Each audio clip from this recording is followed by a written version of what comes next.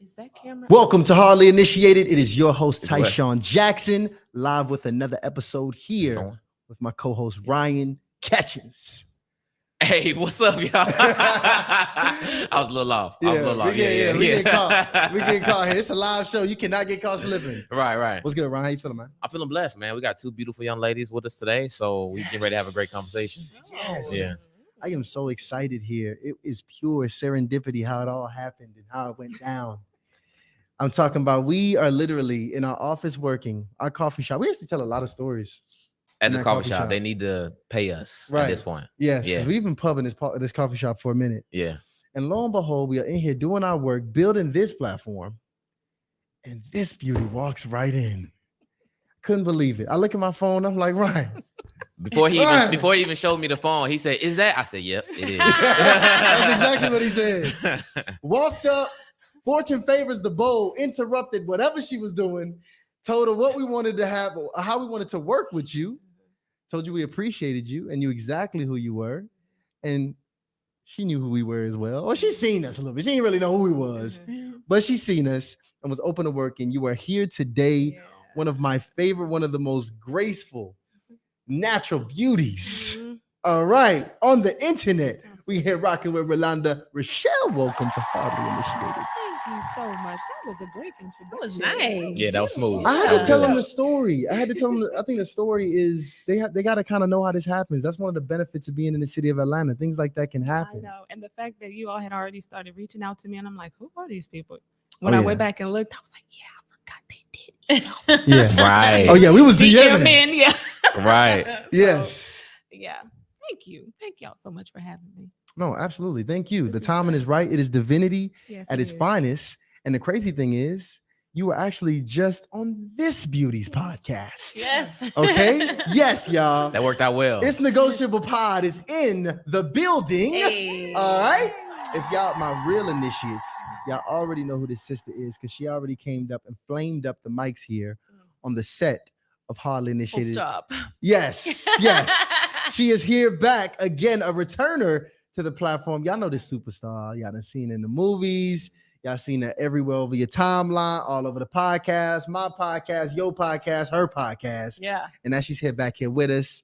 We're here rocking with Ernestine Morrison. Hey. Welcome back. Hey, to Hardly family. Initiated. What's up? What's good? What is this? Happy Wednesday. Happy Is it Wednesday. It is Wednesday. Happy Wednesday. Yes. Yeah. Wednesday night. Wednesday night. We rocking. Y'all could be anywhere in the world, but y'all here with us tonight. In And the the bed with people this rain. needs it. Because tonight, y'all, we are talking about, lean in on this one, y'all. Embracing your natural beauty. Oof. All right, so we're gonna get into it. But first, I'm gonna let Ryan give us some announcements. Tell the people what we got coming up, man. Okay, cool. So look, we really going crazy right now. We already had 3 members to join before we even get started. Over 200 people in the room. So I already know we're gonna hit over 1,000. That's life for us at this point.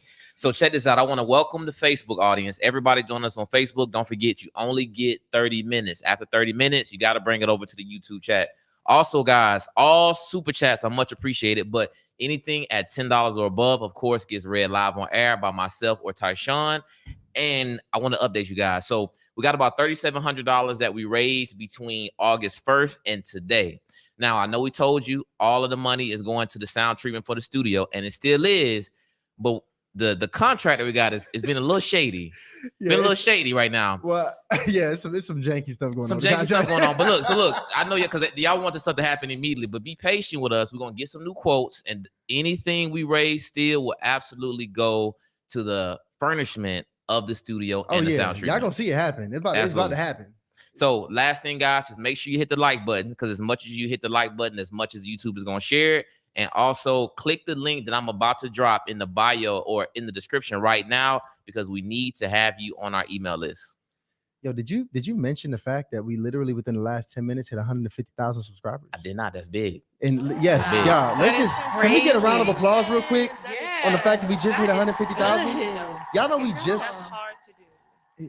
That is so hard to do. it's Absolutely. not easy. And we YouTube, left my YouTube. God. We came back in May. And I'm talking about from May to now, we've gotten over, like 120,000 Yeah, because you guys subscribers. were at 30 when I came. You guys We was were at 30,000 subscribers. That is wild. And y'all have been supporting us. It is some of y'all right now watching that have not subscribed. I hope we change that. But Right. y'all have been subscribing. It take a lot to get people subscribed. Supporting. And I absolutely thank you guys for getting us to 150. That's a major milestone.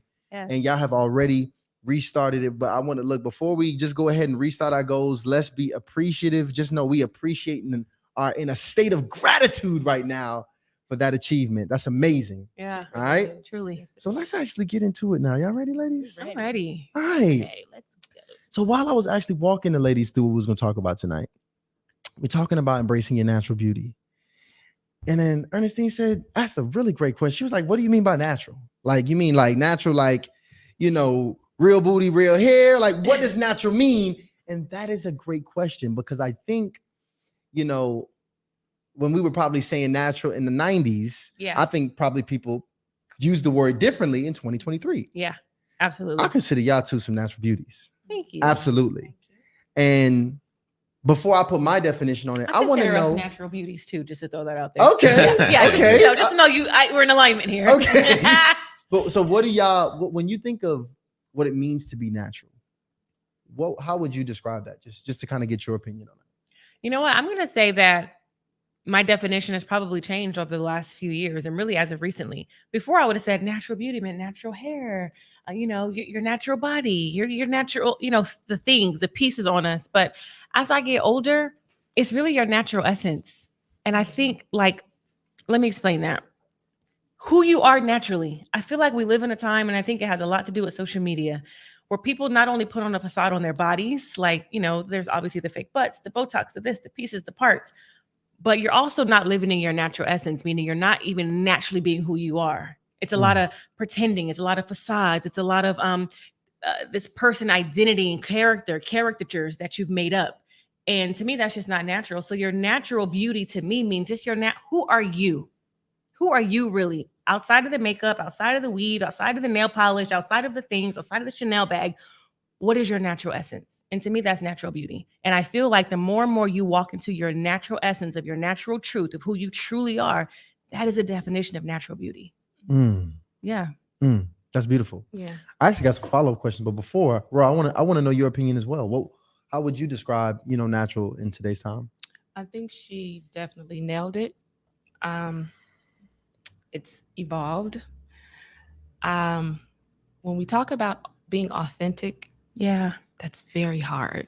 That's very hard to do, because as women, we tend to take on the definition of society, right? Yeah. That's me being where I am right now.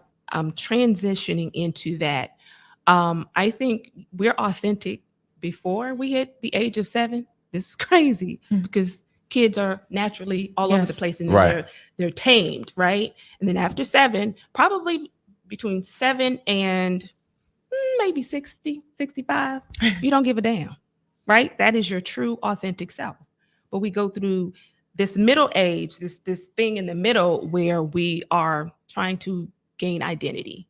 So to say being authentic, that's kind of hard to do. Yeah. At, just even with, trying to get a job, being labeled these titles, being a wife, being a husband, being a mechanic, whatever that is, we tend to identify with titles. Yeah.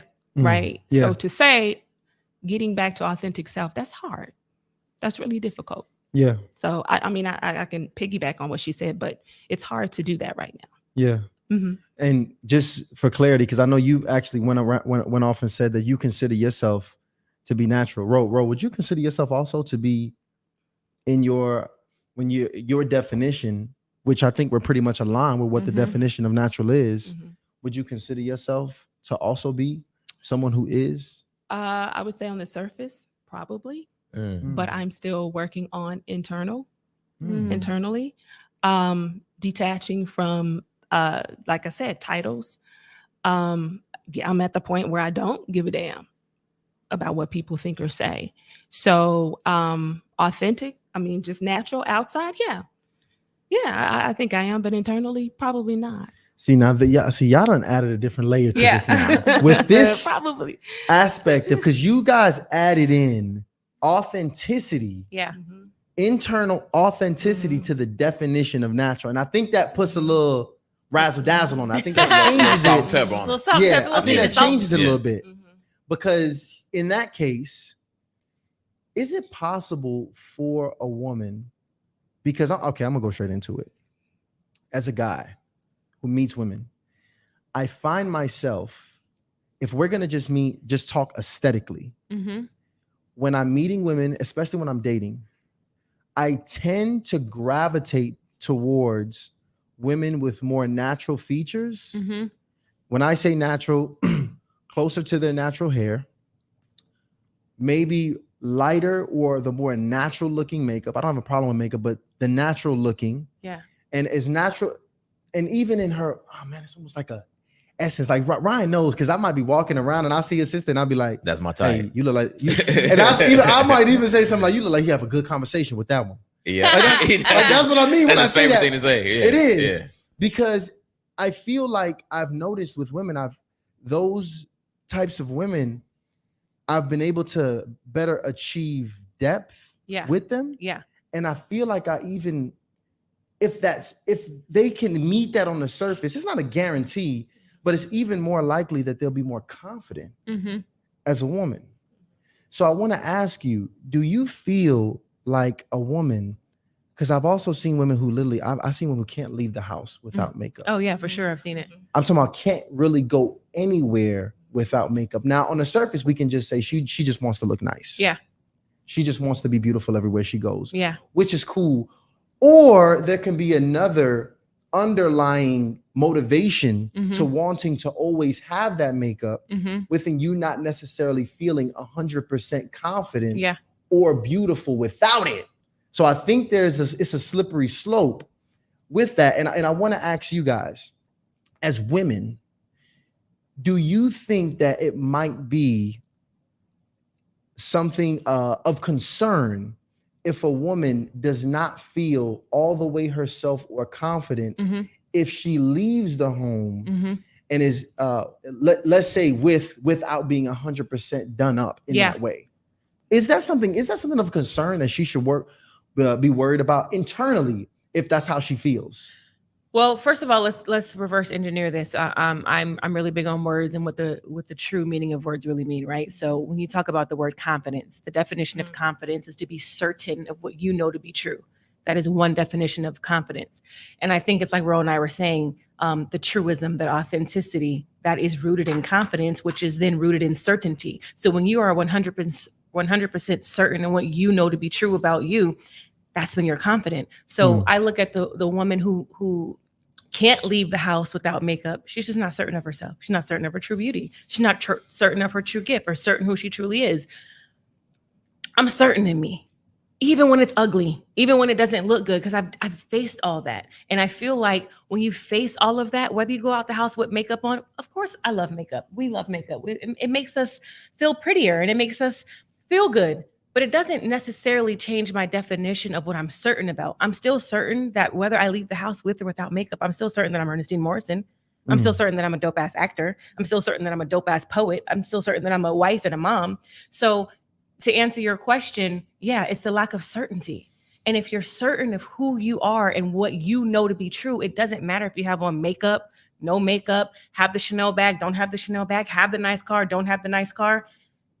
You just got to be certain of whatever it is you know to be true. Yeah. Strong answer. Yeah, I'm very curious because y'all both gave really great definitions of what natural beauty is. I'm just thinking about what the average male might consider natural beauty. So my first question is, do you think the average male would mirror the same definition that you ladies gave about what natural beauty is? Probably not. If they're just throwing an answer out there, probably not. But if we really broke it down to them, they would probably say, because you just said there's something about certain women that just catches your eye. Yes. It's not necessarily that she's not super done up. There's an essence that she carries. 1000%. So if you really broke it down, you'd be like, oh no, wait, you're right. It's not the fact that she's, you know, she doesn't have the lips and the butt. And it's just that there's an essence that she carries. That essence is called certainty, whether she has on makeup or not. I'm sure there's plenty of times you've both been in the gym where it's like you see a girl's like, oh, there's just something about her. No makeup, just regular workout clothes on, hair back in the ponytail, sweating. But it's something about the way she carries herself. She carries herself with a certain certainty, a certain posture, a certain like, I know who I am, that makes you be like, oh, what was that? That's what I think, at least. So I agree with that, but I do think that's an exceptional woman in most cases, because I don't think every woman, you know, just kind of walks around like that and gives that aura that you can sense from, you know, 50, 100 feet away. And I also think that the majority of men may not be looking for that natural beauty that Tyshawn and you are referencing. So I'm curious in just your experience, because you guys, I mean, y'all are entertainers. Y'all meet, I'm sure, loads of very successful men and everybody in between. Yeah. The average person, let's say the average eligible bachelor. Okay. Is this person looking for a natural beauty? Well, I'll just say this. First of all, we have to get out of this whole thing. One size, one size does not fit all, right? So what may work for you may not work for him, right? So when it comes to the whole makeup thing, and as I said on her podcast, women have been conditioned and trained to come out just so we can be chosen, right? We've been conditioned to compete against each other to be chosen, right? So depending on if you like broccoli and you like cauliflower, which means if you don't like makeup and he likes makeup, or he likes a woman with long hair, you like short, one size does not fit all. So I don't think the average, what is the average? What is the average? Right? Most men, they may say they don't like women with makeup or weave, but that looks good. They want to see that because it looks good aesthetically. Yeah. But I don't really think you should judge a woman based on her makeup. Yeah. Because internally, she may bring out something else that you never knew that you had within yourself. Also, what I don't like is that why we can't put the same standards and stipulations on y'all. Okay. Like, give me an example. Give me an example. Okay. So most of the talk about it then, bro. I want to hear most this. of the time, I mean, literally, it's always women have to look a certain way in order to be chosen. Yeah. We have to have a certain body. We have to have a certain glow. We have to have a certain look. But with y'all, and I'll just speak in my category because I'm over 50. Once I get to this age, I start to lose that beauty, that youth, right? So the older men will start looking at the younger women, right? However, they're no different than me because they're losing the look. The body starts to go, and it's like, Negro. I want somebody next to me too. That's a trophy too, Right? Yes. So here we go with the double standard. Yeah, we're sitting here talking about women. Can we flip it? Absolutely. Right? We can talk about but no, both. I'm not saying this could be now, but I'm saying this has been the whole narrative when it comes to the pressure. Yeah. It's so hard. Now we're talking about the woman wearing the makeup, but do we really know, again, why is she really wearing the makeup? I know this is what we're unpacking. And I also don't feel like because you're unpacking. wearing makeup or weave means you're insecure or you're not confident. Right. It's plenty of women I know who wear weave, don't wear weave, wear makeup, don't wear makeup. I don't think that defines whether you are confident or comfortable or certain in yourself. The certainty and the confidence comes from within. Again, I wear makeup, sometimes I don't wear makeup. I wear weave, sometimes I don't wear weave. I wear wigs, sometimes I don't wear wigs. That doesn't define who I know I'm certain of. Right. What I know I'm the truth of who I know I am. You know what I mean? Yes. And I think a lot of women feel that way. So by the way, bro, we're gonna come back. The chat going crazy. First of all, when the chat heard that you was over 50, they going crazy right now. Right. I feel like, can we get the chat on the screen? I want to see what the chat is talking about. It's so distracting. It's gonna so be crazy. distracting. Yeah. We had to make a pact one time. We had guests pull. I had the chat on the show. It was so crazy. We made a pact. Y'all cannot look at the chat till after the show. But when I tell you this, first of all, just to be clear, how old are you, bro? That was a big goal. 56. Bro was 56. 56, Yo. wow. Bro was like the baddest 56. I hope I look this good at 56, baby. Like everybody Wow. wants to look as good as bro at 56. I would agree. Right. But see, like, bro, I feel like at your age to take the stance, I feel like it is even to say, yo, I'm about to go as far as even not just rocking my hair, Mhm. but I'm gonna keep them grays Mhm. flowing. Like Mhm. keep them, like really keep it Right. all the way 100. Right. I feel like that's almost connected to, I feel like there's a deeper reason you look the way you look, or you decided to, or you decided to look that way. Yeah. Because how we look on the outside is a level and a reflection Of to how what's we- going on it's- the it's- inside. exactly. So as Yeah. much as I want to say this doesn't mean that, there's always a Mhm. why to Mhm. what we do on a Right. deeper level. Whether we figured it out or not, there is a reason. And I feel like the women who are natural that have made that decision, most of them, if you really ask them, why are you like so serious about being natural? And they even talk about it. I go on my natural girl journey and this and that. Like, it's usually because of something in them. Y'all let me know if I'm tripping, because I told you how I feel about the dating space and just the preference. Yeah. You be honest with me. Have y'all noticed, as it relates to just dealing with women, have you guys not noticed some level or consistent essence in women who are generally okay and comfortable being, or just natural in general? Let me just say natural. Mm-hmm. Do you not notice a consistent level of confidence that typically come from those women? Mhm. I'll just speak on my part. Personal on my behalf. preference. Yeah. So I went. rephrase the question so I can understand it. Sorry. I personally preference dating natural women. And by natural, your definition is natural hair, less makeup. Is that what you're saying? Yes. Okay. Yes. Copy, Yes. copy. Yes. Mhm. And typically, let's also real body. Mhm. Let me throw that in there as well. I Okay. think that's a big part of the definition. So no Copy. BBLs, no stomach, Yes. breasts.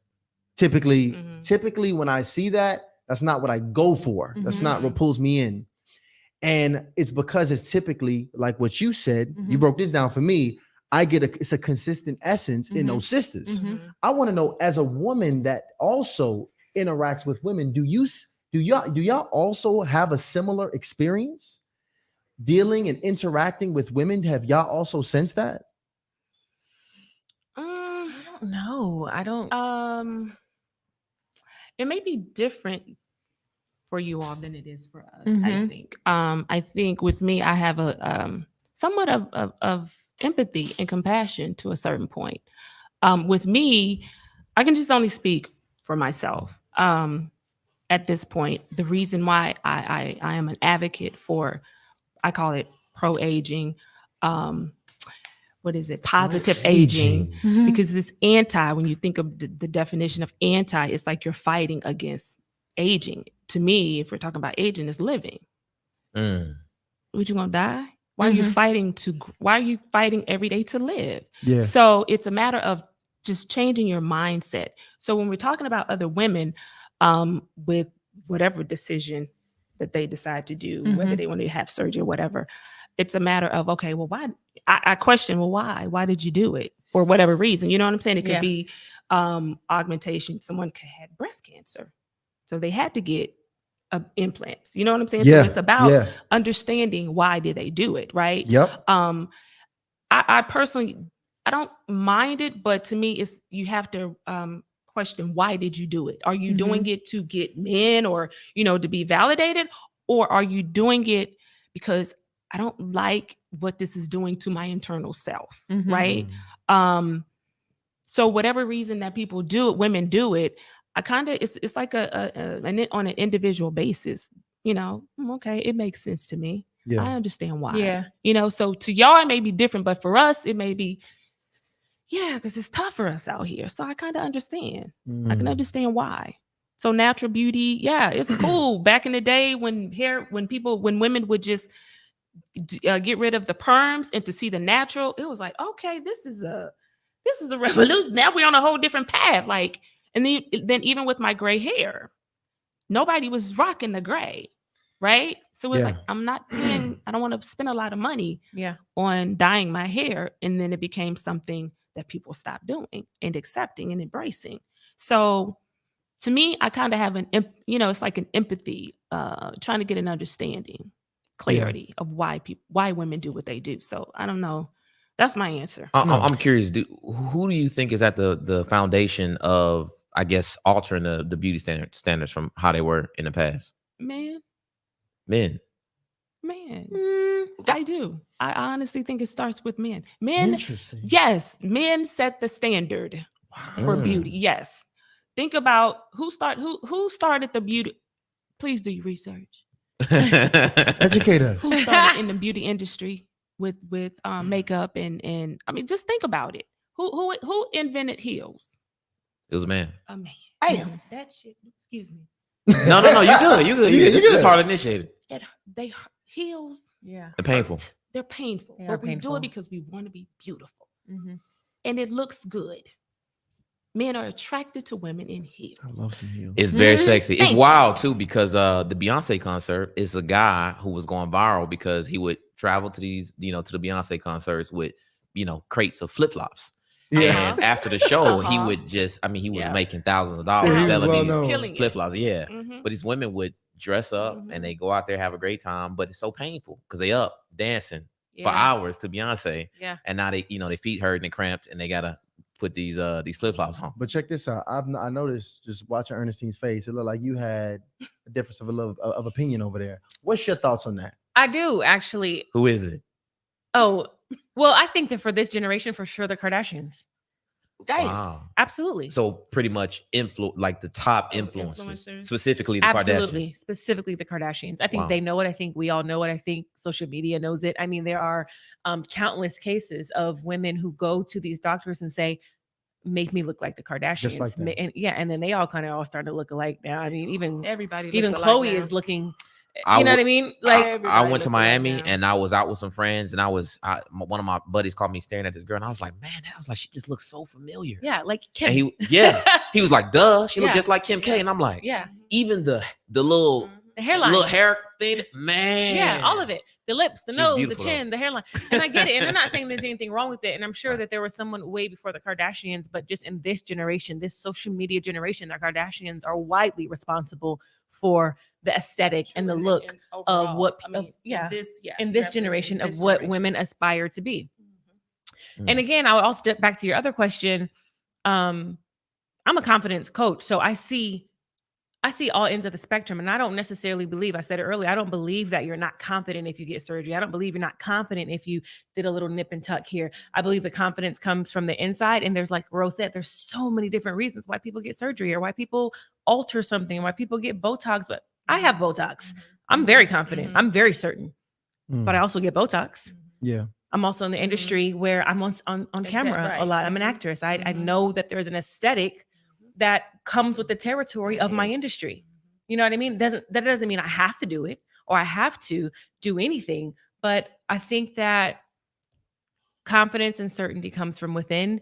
And then if you really, really think about the women who you've been attracted to historically, it wasn't necessarily just their looks. Because I know a lot of pretty women that don't have that it thing They that don't. makes you attracted to them. Mhm. Mm. So many pretty women. Yes. You're just like, gosh, she's so pretty, but And a lot of pretty women now A today. lot, I yeah. have never seen so many beautiful women. in my gorgeous. entire There's life. so many They're beautiful all women. pretty. White, Wow. black, Yes. Russian, Asian. I A mean, lot. there's so many Mhm. beautiful women. And a Mhm. guy will look at her and be like, she's pretty, but she's not my type. Mhm. And you know why she's not your type? She doesn't have that it thing. Mhm. That it thing is a level of certainty. Mhm. That's what's missing. I always say there are going to be women who are prettier than me, better bodies Mhm. than me, better smile than me, can be bubblier than me, spunkier than me, all of that. But there's this thing that I have that I'm always going to have. It's going to be with me in every room. So you could be prettier, taller, smarter, finer, whatever. I'm still going to have this it thing, this certainty that I carry.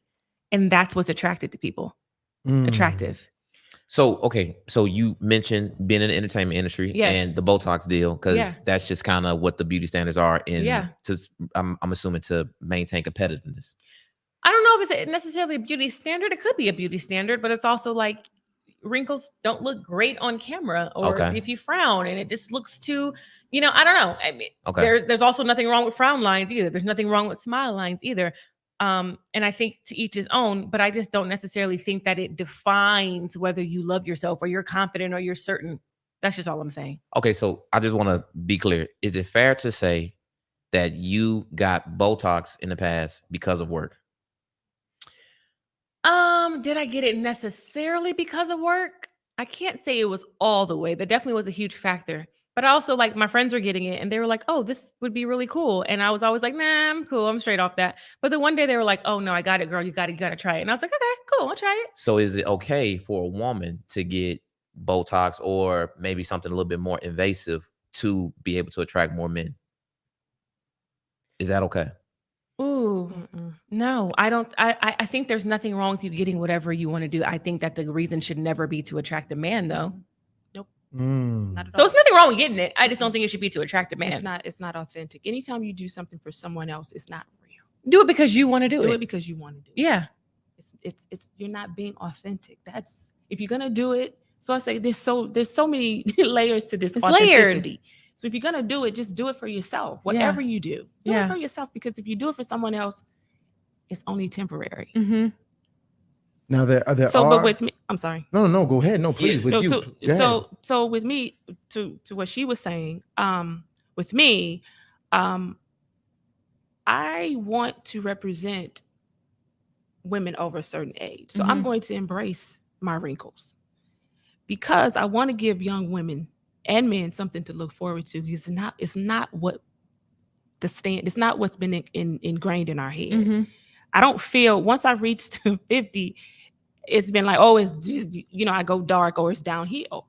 No, I still feel good. I look good. So I'm going to show y'all.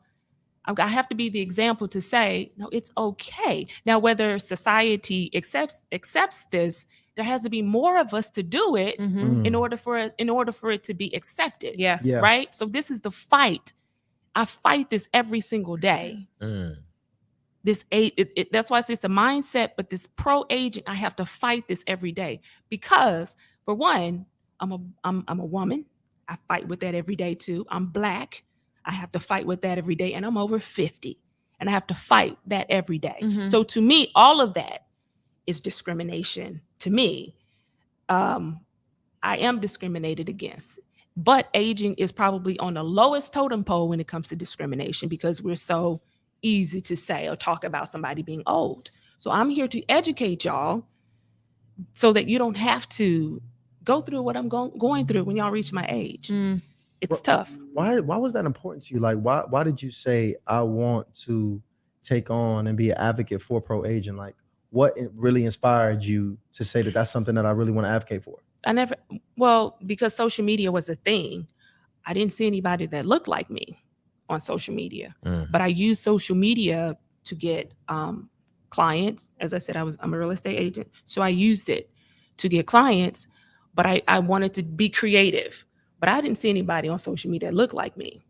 So I figured, this is a lane that I can create. This is a path that I can create. Because after a certain age, we're supposed to go dark. Not me. I didn't feel like I should do that. It's very confusing for everybody because even now on social media, when they promote like these ageless beauties, they all, now I don't know for this for fact, but I just cannot imagine they did not have work. The Nia Longs, J-Lo, maybe J-Lo. She did some light. but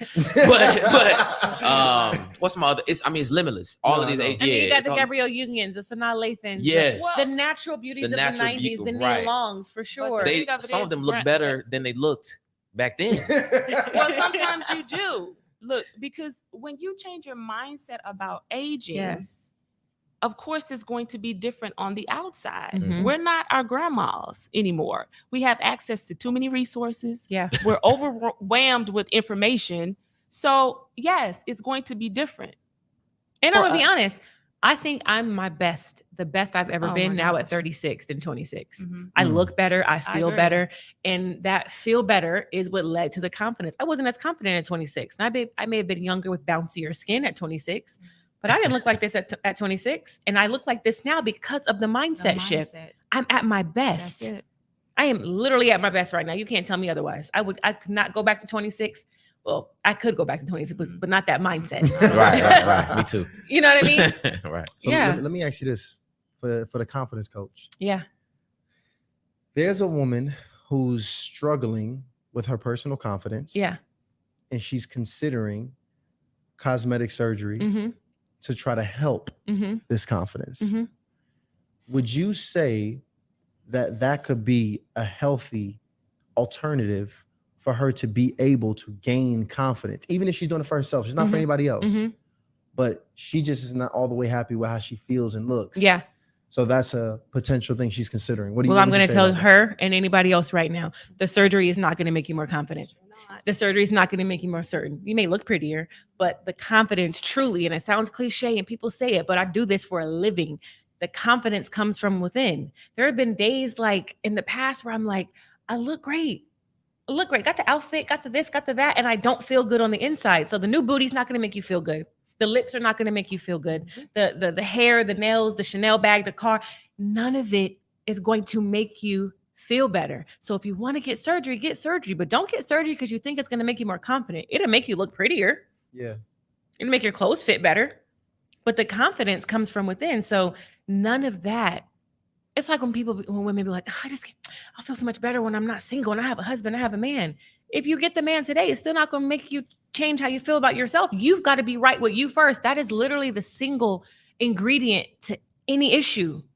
Is here. It starts here. So you got to get right within here first before you think about surgery, before you think about the man, before you think about the dream house, the dream car. It's a mindset.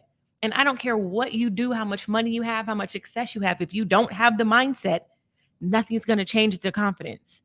It's not. Check this out. I'm getting ready to drop a poll, by the way. You got to let the Facebook audience go. Check. It's 30 minutes already? Facebook, we out of here. All right? Come join us over here on YouTube. And I got to ask a question. Go, do you think? I got a really good question because I think there's levels to confidence. And I don't even think that people sometimes that say they're confident are really no, they're not confident. That real, true confidence is not something that you can just talk and that can come out your mouth. It shows. How does someone know if you can identify ways for someone to recognize whether or not their confidence is true and real? Yeah. What does that look like? What does that feel like? I think that's a phenomenal question. I'll let Ro chime in on this as well. I think there's multiple factors, but I feel like a true confident person faces fear even when they're scared, even when it's like a comedian that goes on stage. I know comedians right now. One of my girlfriends, she's a comedian. She always tells me, before I go out on stage, I'm trembling. She says, to this day, even with the success that I'm trembling, I'm like, oh my God, can I do this? But she still goes out there anyway. It's just an inner confidence. It's like, okay, I know I'm scared, but I know I'm certain of my gift that I know that I'm going to go out here and do what I need to do. Go out here and do what God calls me to do. I'm not going to double guess it. I'm not going to double think it. I'm just going to go out here. I'm going to face the fear. A true confident person faces that fear, no matter what it is. I do it all the time. I'm scared about a bunch of stuff. I'm like, ooh, can I do this? Yep, sure can. Ooh, can I face this? Yep, sure can. Don't know how I'm going to do it. Never done this before, but I'm going to try it anyway. You know what I mean? Yes. You hear it in people's language. You see it in their posture. You hear it in the way they respond to other people. You hear it in the way they respond to themselves and how they talk to themselves. It's like, if I give you a compliment and I'm like, hey, you look handsome today. And it's like, oh, really? You think I look handsome? Oh. That's why we got the channel for those losers. It's like, yeah, you look handsome. Yes, own it. Yeah. Own it. Yeah. You know what I mean? You look beautiful. Own it. Yeah. It's just there's not one blueprint. There's not one answer. It's a multitude of things. But again, it's on the other side of fear. It's on the other side of certainty. And you see it and not people's words. You're right. People can be like, I'm confident. That's cute. Show me. You know when a person is confident when they walk in the room because their presence speaks for them before they do. Yeah, that's true. Interesting. Mm-hmm. Well, I think. Come on, Ro. What do you I like Ro is a contrarian. I like that. What?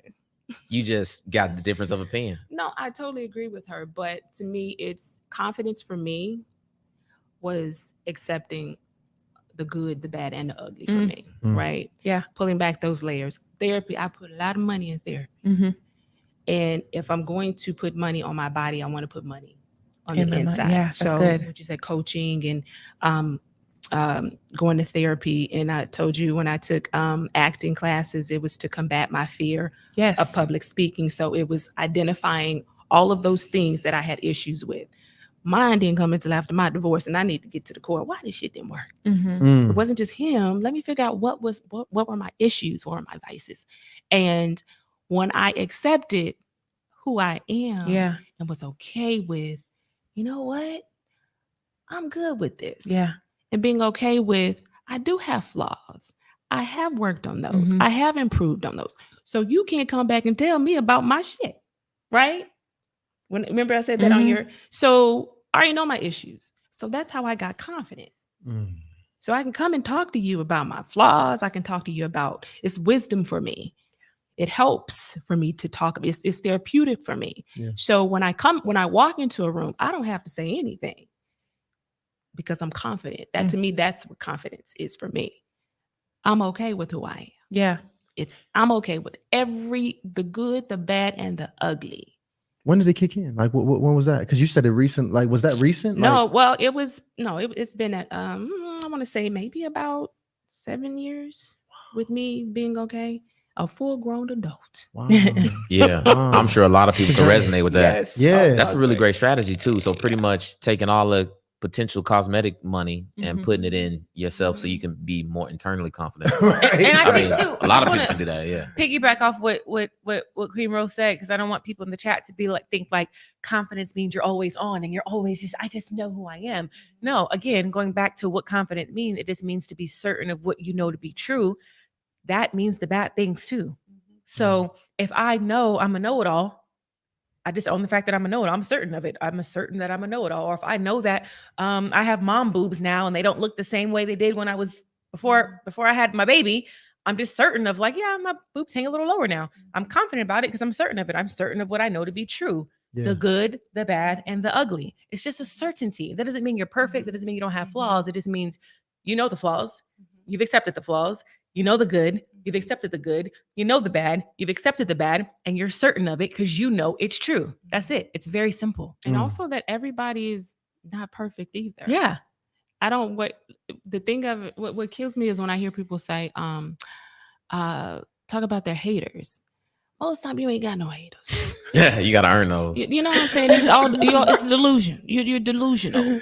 Nobody wakes up trying to figure out how they gonna make your life hell that day. Trust me, you ain't all that. You know what I'm saying? So Nobody's thinking about you. Really, they're not thinking about you, but we've created this thing in our head that we are all of that when we're not. Yeah. Nobody cares. Honestly, nobody really cares about what you got going on. Yeah. Maybe you're somebody that's close to you, but really out there, they don't, because we are too busy trying to live this life. Yeah. Yeah.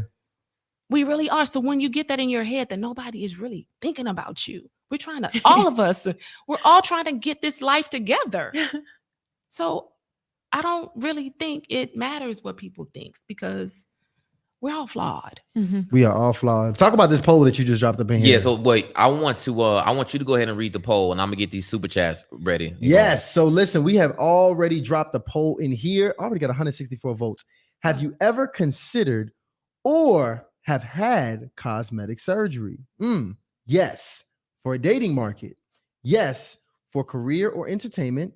Yes. For myself, or no. So we got 172 people in here. Y'all go ahead and fill it out because we're about to close this thing out right after we get these super chats done. So go Look, ahead. we got over 700 people in the room right now, which is dope. Shout out to VJ sending over the super chat. Shout out to Taylor Turley, Rhonda DeCall, Amanda, and Dominique for all joining the YouTube membership. And welcome. We got it's really just comments. Nobody's asking questions, but they're sending over the super chat. Larry Love says, I love natural, beautiful women. I like the flaws and all. Sunshine and Beauty says, Oh no, you got to read that joint. My boy said the cellulite, the tiger stripe, the pimples, whatever. It's nothing like a natural, beautiful, confident right. woman. Shout out to Sunshine and Beauty. She says, oh, this is a quote. I have to fight every day. Rolanda Rochelle voice she's a strong powerhouse, becoming my idol when I'm just now hearing of her. Congrats and thank you for advocating for aging women. That's good. Shout out to Tracy Reed. I'm such a pro-aging advocate, and I love how as midlife women rocking our natural silvers and being authentic is such a great example of natural beauty. Facts. And I got one more for Anissa. Anissa, I'm gonna save that one, so hold tight. But I want to get back to this poll real quick. Have you ever considered or have had cosmetic surgery? Yes, for the dating market. Yes, for career or entertainment. Yes, for myself, or no. 56%, over 200 votes. 56% of people have said no. I'm not sure I believe that. What's the second? And 37% of people have said yes for myself. I definitely don't believe that. Mm. Because I don't think that's fair. Because I know plenty of women who get their boobs done. I have plenty of women around me who got their boobs done because it's like I had a kid and the boobs just are not sitting the same anymore. And I'm doing this for me. I need my shirts to fit a certain way again. I need my bras to fit a certain. I need to look a certain way in my shirts again. And that is absolutely for them. But hold on, Ro. What's that face? I like these faces. talking about? Zoom in on camera on these faces because it's faces being made. Bro, what was that face? I'm working on those. I'm working on those. And that's cool. However, but we don't believe it. Yeah, I think boobs are for men. I just think it is to enhance. I get that part. Do you have but kids? I do. Your boobs look the same from after kids? I like my boobs. I really like when they sag. I really do. But They're so not. many I women really do. I'm don't. okay. My booty is real. I'm glad I got a small booty. I'm glad because I don't like to buy large shirts. I want to wear smalls. So I like my boobs. Ain't nothing wrong with a little push up bra. I can look good in the bikini. I can look good, and to me, I'm good with the natural. But whatever, I just don't think it's just about you doing it for you.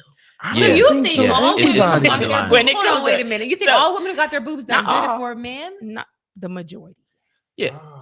I don't believe And it may that. not be Majority, for, yes. it may be for other I women do. as well to Mhm. look a certain way amongst their friend groups. I mean, women have talked about being in a friend group where, bulimia, anorexia has been caused for women having these high emotional issues Mhm. because of the friend group. So I do think it's very reasonable I think most people will say it's for them, but it's really for them regarding how they consider how other people think about them. I can agree somewhat to that. I can agree, but I know for sure I have plenty of friends who got their boobs done, and mainly it was because I got mom boobs now. I have thought about getting my boobs done. I've made the decision that I'm not going to do it now, but I thought about it. I'm like, dang, my boobs don't sit the way Yeah. they used to sit. They used to, you know what I mean? They're not sitting the way they used to sit. And it simply is not because of a man, because I'm married. It's just simply because I want to wear little tops again. Well, see, I'm gonna be honest with you. On the spectrum of, I gave you my perspective, but if my lady comes back and tells me, "Hey, babe, I want to get my boobs done because I done gave you some kids, Yeah. and them Mhm. things just ain't Mhm. sitting how they used to," I need a gift. I will not, Yeah. I won't mind it at all, right? Mhm. But how do you ladies feel about a husband proposing Uh-huh. that his lady Mm. make some changes to her body because it may not be the same? Is that disrespectful of a man to give his perspective and his opinion that he would like her to maybe don't know. Alter. alter He some may want the things? mommy surgery. I don't. Right, The whatever it mommy might be. makeover. The Yeah. mommy Whatever it makeover. might be. I don't necessarily know if disrespectful is the word that I would use, but I would say that he's out of pocket for sure. Because if you love me for me. Because I have to love you through a six pack. I also have to love you through a beer belly. I have to love you through the highs. I have to love you through the lows. If we said for better or worse, it's better or worse. So I Okay. don't think that I should be forced or you should voice, hey, I think you need to make some alterations, because now I'm questioning, well, do you like me for me and what we've built in our friendship and the inside of me, or do you want me to be a pinup doll? Wait, now, so why does it change all of a sudden? Because you just a second ago, it's like, well, I may want to wear, the different size bras, smaller bras. Maybe he just wants you to do the same thing. That's not the same thing. That's not apples to apples. But If why is I'm it a doing question about something- love? Now it's a question about love. First, it's just preference. Now the man comes in and he says, now it's love. So is it love? Because it's not you we're referring to, it's me. What about self-love though? You said all these different scenarios that you just gave about Yeah. how the man has to love you through all these different scenarios. Yes. Is that not still relevant? You have to love yourself through all those different I scenarios. think it is relevant. And I also preface this entire conversation with me doing things or women doing things is not predicated on their confidence, their certainty, or how much they love themselves. I don't think it is.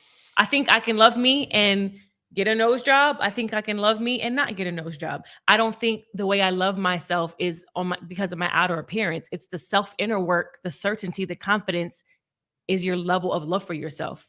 You know what I mean? Interesting. I get what you're saying. Interesting. You're just saying you don't agree. I'm just saying, I think that it's a lot of people saying that. but that's just not really what's going on. Now, because I do agree that is a possibility. It's a lot of possibilities. Yeah. But I think the average person, they're getting it because of lacking in confidence in certain areas. And their level of confidence is a derivative of what everybody else thinks. Mm. The thing about it is, I don't even think most people are even in tune with themselves enough to even understand why they even want to do most of what they do. Mhm. Right. Because I think we just feel most of what we want to do is just by happenstance, you know, but there really is layers to ourselves that we have not uncovered because we not that deep with ourselves. For sure. So it's very easy to say, and it sounds so good that no, girl, I want to do this for myself. And don't worry, we about to come to these brothers real soon because the brothers are getting to the cosmetic game as well now. Nobody's, and we're gonna talk about that. So don't worry. Are they? Yes, They we're gonna are. talk about it. But see, that's the thing though. Most people will easily say, no, I just want this and I just want that for me. But also when we talk about most people really do suffer from anxiety. Like I don't want to say most. All but people many suffer people, from anxiety. Many I was gonna say I'm the most anxious person you'll meet. many people deal with depression. Okay. Many people are not very confident. At the root of confidence, many people are not confident. Even Ro, as you talk about the journey to your confidence, like it's still being crystallized in where you are now. So a lot of people, when they're saying these things, I think it goes back again to, we talk about the fake confidence. Yeah. Also, the fake reasoning behind your decision making is also a real thing. And but see, that's the thing. It's such an uncomfortable conversation because you can't tell somebody that their reasoning is not real. That's true. You can't do that. You can't. You can't. It's their mind. They've already convinced themselves of what it is. Yeah. People just have to naturally go through these journeys with themselves. And that's why I think this is an important conversation, especially as social media is turning up the heat on what beauty is. Oh yeah. People are comparing themselves to unrealistic comparisons For sure. on an everyday basis. So the lying to yourself and that voice of reason, quote unquote, is going to get louder and louder as this happens. And again, like you said, the disconnect earlier when you're talking about being your authentic self is going to happen further and further in today's time. For sure. So I can imagine that also is completely related to why we're having more surgeries than ever before. We're having more of these things happen than ever before. And I don't know if it's just because this is just something I want for myself. I think that is the sexiest way to say it though. Yeah. Okay, I can be open to that perspective. Go ahead, bro. But let's talk about those who've that's in the media that did it and now they're taking it out, taking it off, removing the boobs, removing the implants. Was it which one of the Jenners? Black China, and one of those Kardashians, which she took the booty. Really? Oh, Kim. Yeah, it was one of them. I don't Kim know. took it out? Kim Yeah. took some of her booty down. That booty is different. Wow. that. Got it resized. I didn't know that. So it is shifting. But again, it also goes back to what we were saying. It depends on where the times that we're in right now. In the 90s, it was all natural. You go back and it was That baggy was the clothes. standard. Yeah. That was the standard. So now it's the small waist, big booty. It is. But who's to say what it's going to be 10 years from now? Yeah. But again, it goes back to, are you being controlled by what's happening? Yeah. And transitioning? Yeah. Or are you confident to know, well, no, that ain't going to work for me? And how do you it get just there? sparked an idea in me. You just said in the 90s, the natural was glamorized. Yeah. Right? Yeah. So if skinny was in and natural was in, and that's what was being painted to the world, and that's what everyone aspired to be. That's why in the 90s, anorexia was bigger, maybe. People wanted to not eat because they wanted to get skinny because skinny was the thing. And then thick became the thing. And Trina came out with I'm the baddest and I'm thick. And now people was eating gravy and cornbread. So I think if you really look historically, all of it has been an influence of what is out in pop culture. Yes. And I also want to make this point. it seems as though what I keep hearing, I could be wrong. What I keep hearing is you guys are. It almost feels like it's being painted that like confidence is a destination. It's a thing that you arrive at, and then you're just confident. That's not true. Confidence is a daily journey. So although I may say I'm confident, that doesn't mean I'm confident in everything. Some stuff I haven't got to yet. Yeah. Before I produced my first movie, I wasn't confident that I can do it. Yeah. But guess what? There is some type of it factor in me that made myself think, well, I can do it anyway. Even though I don't know what I'm doing yet completely, I'm going to figure it out. And it's a level of certainty. But I wasn't necessarily confident. We're not always confident. Confidence is like spirituality. It's like something you have to work on daily. Yeah. It's a relationship that you have to build. And it's a relationship that you're working on and cultivating and nurturing and fostering daily. I And agree. would agree I with think that. it's harder I would and agree with harder to maintain confidence. And, I just think societal pressures and expectations is just wrapped into all this cosmetic thing. And to be honest with you, like when it comes to men, because men are getting cosmetic surgery as well. A large reason why I have never thought about cosmetic surgery is literally because of what other men would think. So it's never been, I would never get it. What would you get done if you? What were you thinking about getting done? I've never gotten it. I've never thought about it. Oh, you never thought about it? I've never even thought about it What are because men getting of done? the societal pressure from men. This is what I'm saying. What are they getting done? So I'm gonna tell you about that in a second. This is what I mean. The societal pressure on a lot of things is decreasing. America every day is becoming a more tolerant and tolerant society. So because now less men are even caring about what other men do to their body cosmetically, you have more men. So as long as the societal pressure for men is going to keep decreasing, so it's going to be more and more men to the same level where women are taking these planes, going out of town, getting these BBLs. Men are getting ready to do the same thing. Getting ready, they're already doing it. They're already doing it. Yeah. One of the more popular things that men are doing now is the Negro. It's not really called that. It's kind of the ghetto name for it. Oh, okay. The Negro surgery. So what happens is men that are KNEE, Negro. I want to say yes. To make height. taller. Yes, to make themselves taller. They break their legs. Limb lengthening. Limb lengthening. That sounds Oh, better. that's really getting popular. Yeah. That's yes. So it is. yeah, a lot of people in Cali and just people in the tech and like Silicon Valley world are doing it. It's anywhere from 80 to 150 bands to get this surgery done. You can get anywhere from 3 to 6 inches. If you have to do 2 surgeries to get 3 inches each surgery. And it's a 6 to 8 month recovery, right? Oh, 6 to my 8 God. month recovery Wow. each time, where they actually break your legs both times.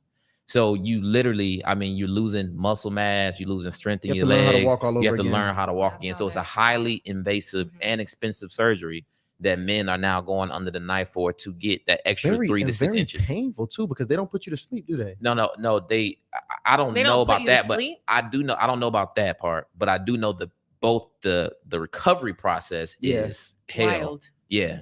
I know this is probably not even right, but I just thought about like, I'm just picturing some short man with short little legs and short body, short torso, short arms going to get the Negro surgery, but then you still got the little arms and this little torso. So now you're unfortunate. Now you're unfortunate. And that's probably gonna come right after that. That is wild. That's why I think Long legs with little arms is crazy. it's crazy. But that's why I think some societal pressure is good. So that way you just won't even think about doing certain stuff, but it's just loosening up nowadays. So I think now, everything, the nail polish, here's the the thing. permed hair, You all can't kind of tell stuff. me. You can't tell me that brother, if I was to talk to him, that he did that for him.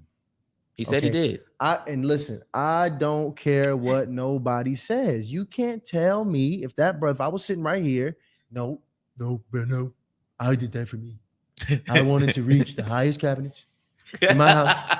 I wanted to to be highest able cabinet. to have all the advantages of height. This had nothing to do with women. This had nothing to do with my childhood, growing up, the experiences I had. This had nothing. Just erase all of that is because of me. And I don't think, and I really think that's a cop out for really not journeying down the true, your true stuff, because it's painful. I think it really is painful to actually take a journey within yourself to uncover why you might want to change or alter your outer opinion. I think that's something that would scare most of us if we had to confront a lot, because that means we would have to straight up look our insecurities right in the face You should and be able to acknowledge do that they exist. I hear what you're saying, but you should be able to want to do that anyway, not Yeah. just for surgery, but just for human purposes to interact with your significant, just relate to other people. Mhm. I feel like, and this is maybe off the subject, but until we all get to the point where we're unpacking who we are, because most of us, we don't know who we are. Yeah. It's circumstances that may lead you that I gotta, like with me, I had to figure out what is happening with me. Mhm. I don't like who I am until I started pulling back those layers. Mostly everything centers from around how we were raised. Yeah. Yeah. You know what I'm saying? So it's being able to go back, and it's uncomfortable. Yeah. Unlearning, unpacking, and relearning. So until it's just not even about doing this for surgery, you should want to do it to be a better person for your children, for your significant other, to resolve a lot of things within yourself. You should just want to do that, period. 100%. Yo, Ryan, look, let's read the last few super chats and we're going to go into the initiation hotline. For sure. So check this out, guys. Shout out to Anissa Johnson. She says, I believe wearing makeup hides your natural beauty like a mask. Men are going to have to look at their woman in their natural state at some point. We can't wear it all the time. Is why I don't. Interesting. That's an interesting stance right there. You don't wear it at all? And we got one more too. Drip Empress. So a woman. So I'm not sure. I think this one is just somebody's kind of upset. Shout out to Drip Empress. So a woman who has a tummy tuck due to diastasis after children to rebuild self-confidence isn't a factor? No. Did I read that right? So a woman who has a tummy tuck due to diastasis. Do y'all know what that is? Nope. Not sure. Can you look it up real quick? Okay. To rebuild self-confidence isn't a factor. I think basically what they're saying, hey, if somebody gets cosmetic surgery because of a medical condition, the self-confidence even I get what she's saying, but I just said that about breast augmentation. When you have cancer, you want right, like a breast reduction or some stuff. Listen, the name of my podcast is It's Negotiable. I feel like there's no right answer. There's just no hard line, start line, and line in the sand answer to any of this. It's all negotiable. The root of everything, though, from my perspective of confidence, is just to love you inside. Whatever you do on the outside is just not going to change how you feel on the inside. So it's your job to do the unveiling, the unraveling, the unpacking, do the self-work so you feel good in here. Because God forbid one of us gets into a car accident or you're involved in a fire and all of a sudden your face is burned. You know what I mean? Yeah. You still got to feel good in here. So no matter what it is you do outwardly, whether it's cancer or this or a medical reason or because you did it for a man, the point of the matter is do the self-work to feel good in here. Do the self-work to love you for who you are outside of what your outward appearance looks like. This is the bottom line. Real quick, Ernestine, I just want to ask you real quick. If a man gets knee surgery, do you look? I just keep seeing the little hands. I just see. It's negotiable. Question. It's negotiable. No. Serious question. I need your honest answer on this one. If a guy gets knee surgery, do you still respect that man the same? Respect? Yeah, I can respect you. Well, no. It was like a little. See, this you got to catch the voice, y'all. You can't let that high pitched your voice goes up 2 octaves. Yeah. That ain't no real respect right there. That's like that's some. I don't want to know about it. Yeah, that's I don't want to know about it. Because why? If you find out, because I will have. I don't want to know about it. If you did it, okay, fine. But if I do, what will happen of your opinion or perspective on him if you find out? I need to process that. I just have to cross that bridge when I get there. No, that should let the fellas know enough about Negroes, right. Because I do. I mean, women. I think this is the thing. Because you talk about that empathy that you have, right? But it don't seem that you have that much empathy for the dude. I would have to process. No, seriously. If he told me, then I would have to process that. And okay, well, why did you? I already know you probably had Napoleon syndrome, I guess. I don't know. Yeah. No, it's for myself. It was for myself. Okay. It was only for myself. I just wanted to do this for me. This had nothing to do with nobody else. This is all for me. Okay.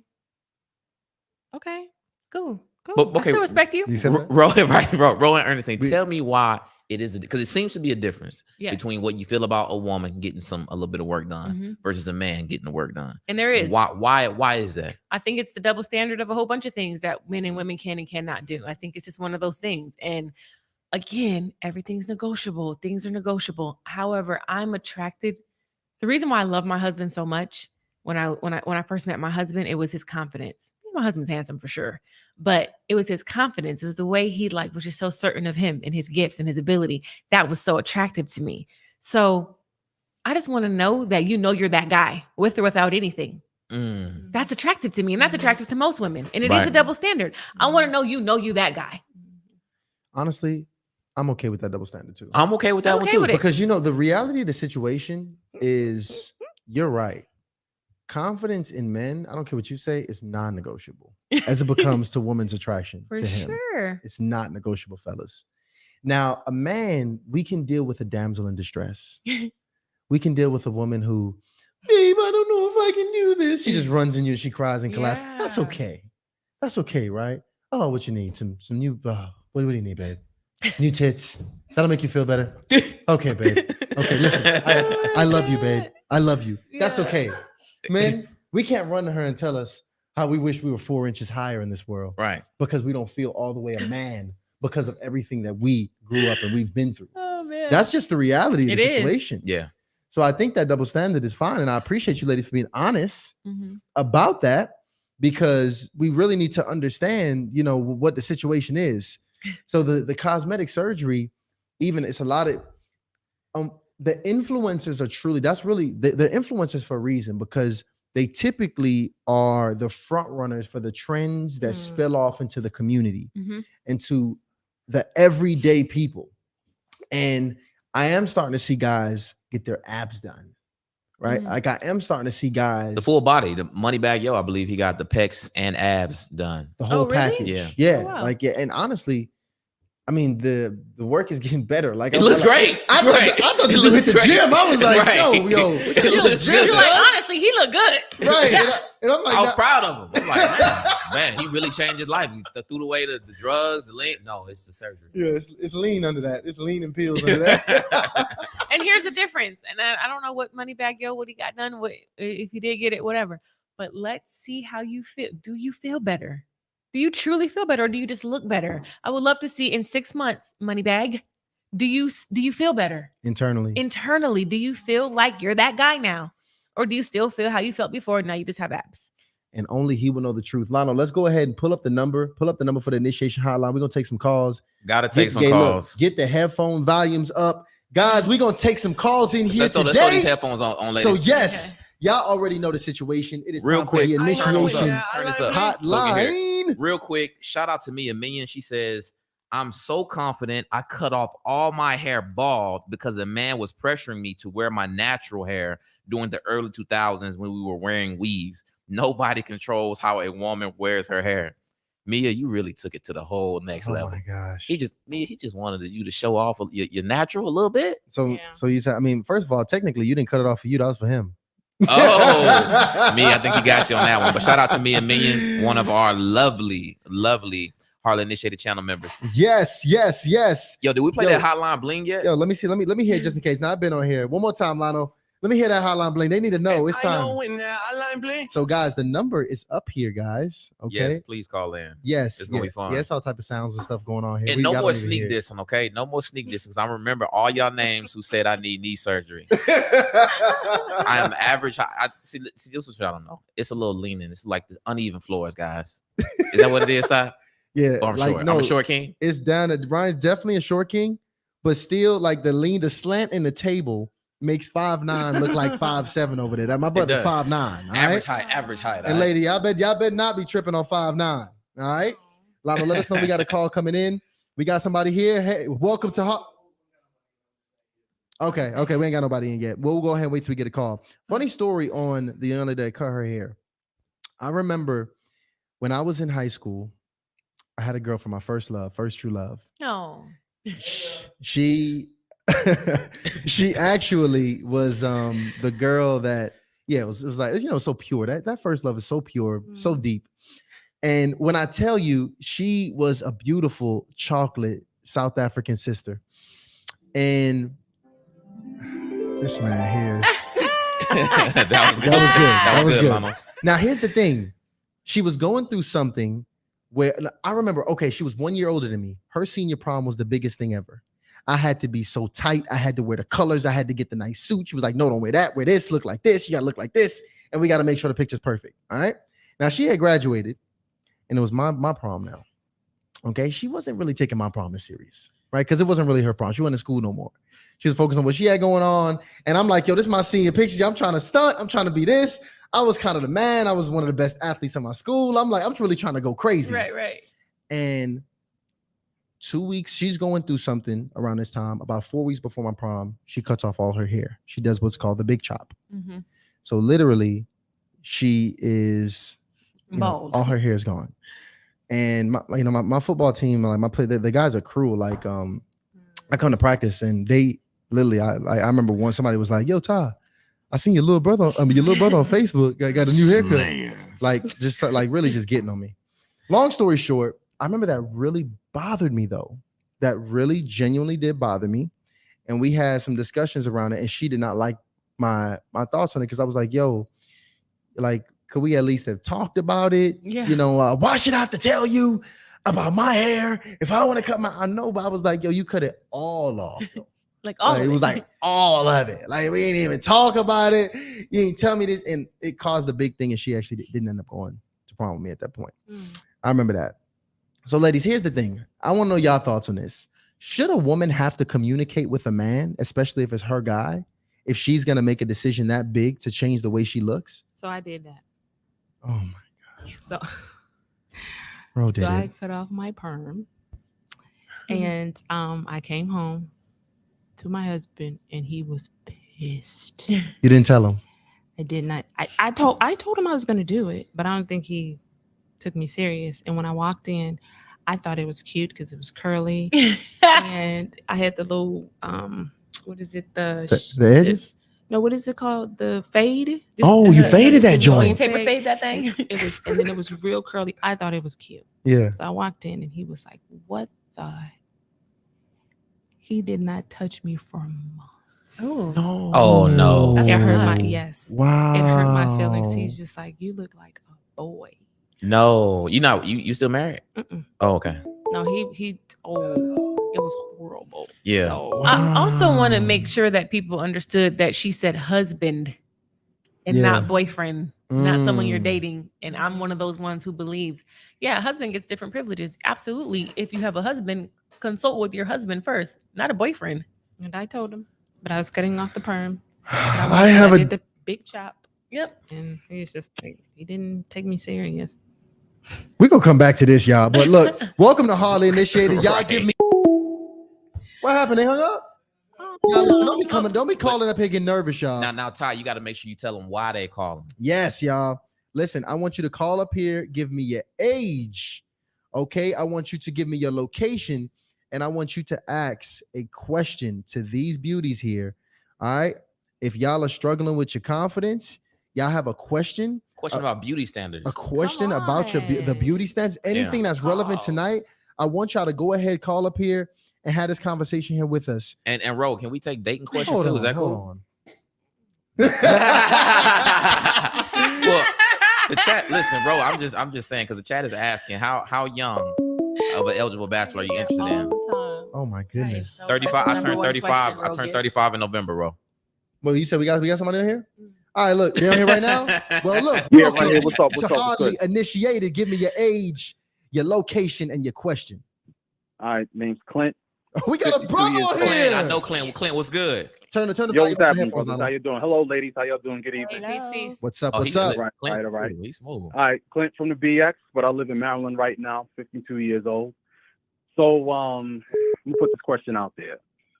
So, I had a condition growing up called gynecomastia, pretty much man boobs. Okay. All right, so I had that problem growing up. Used to get teased, fist fights. I was the kid in the pool wearing a T-shirt back in the days, stuff like that.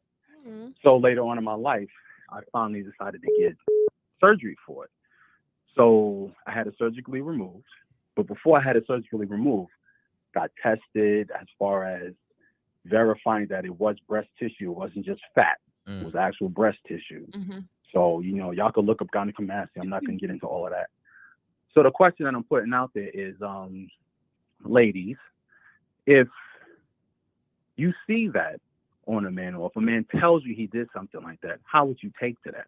Especially if he had trauma and he is taking care of himself, which I am doing. Working out, watching my eating habits, getting rest and things like that. How would y'all take to that?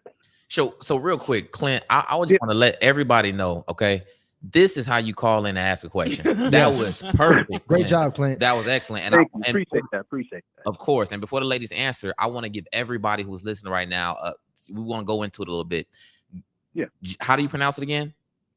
Gynecomastia. Gynecomastia is a condition of overdevelopment or enlargement of the breast tissue in men or boys. So I just wanted to give everybody who's listening some context before I let these ladies answer. Go ahead and answer this question. Copy. Ro?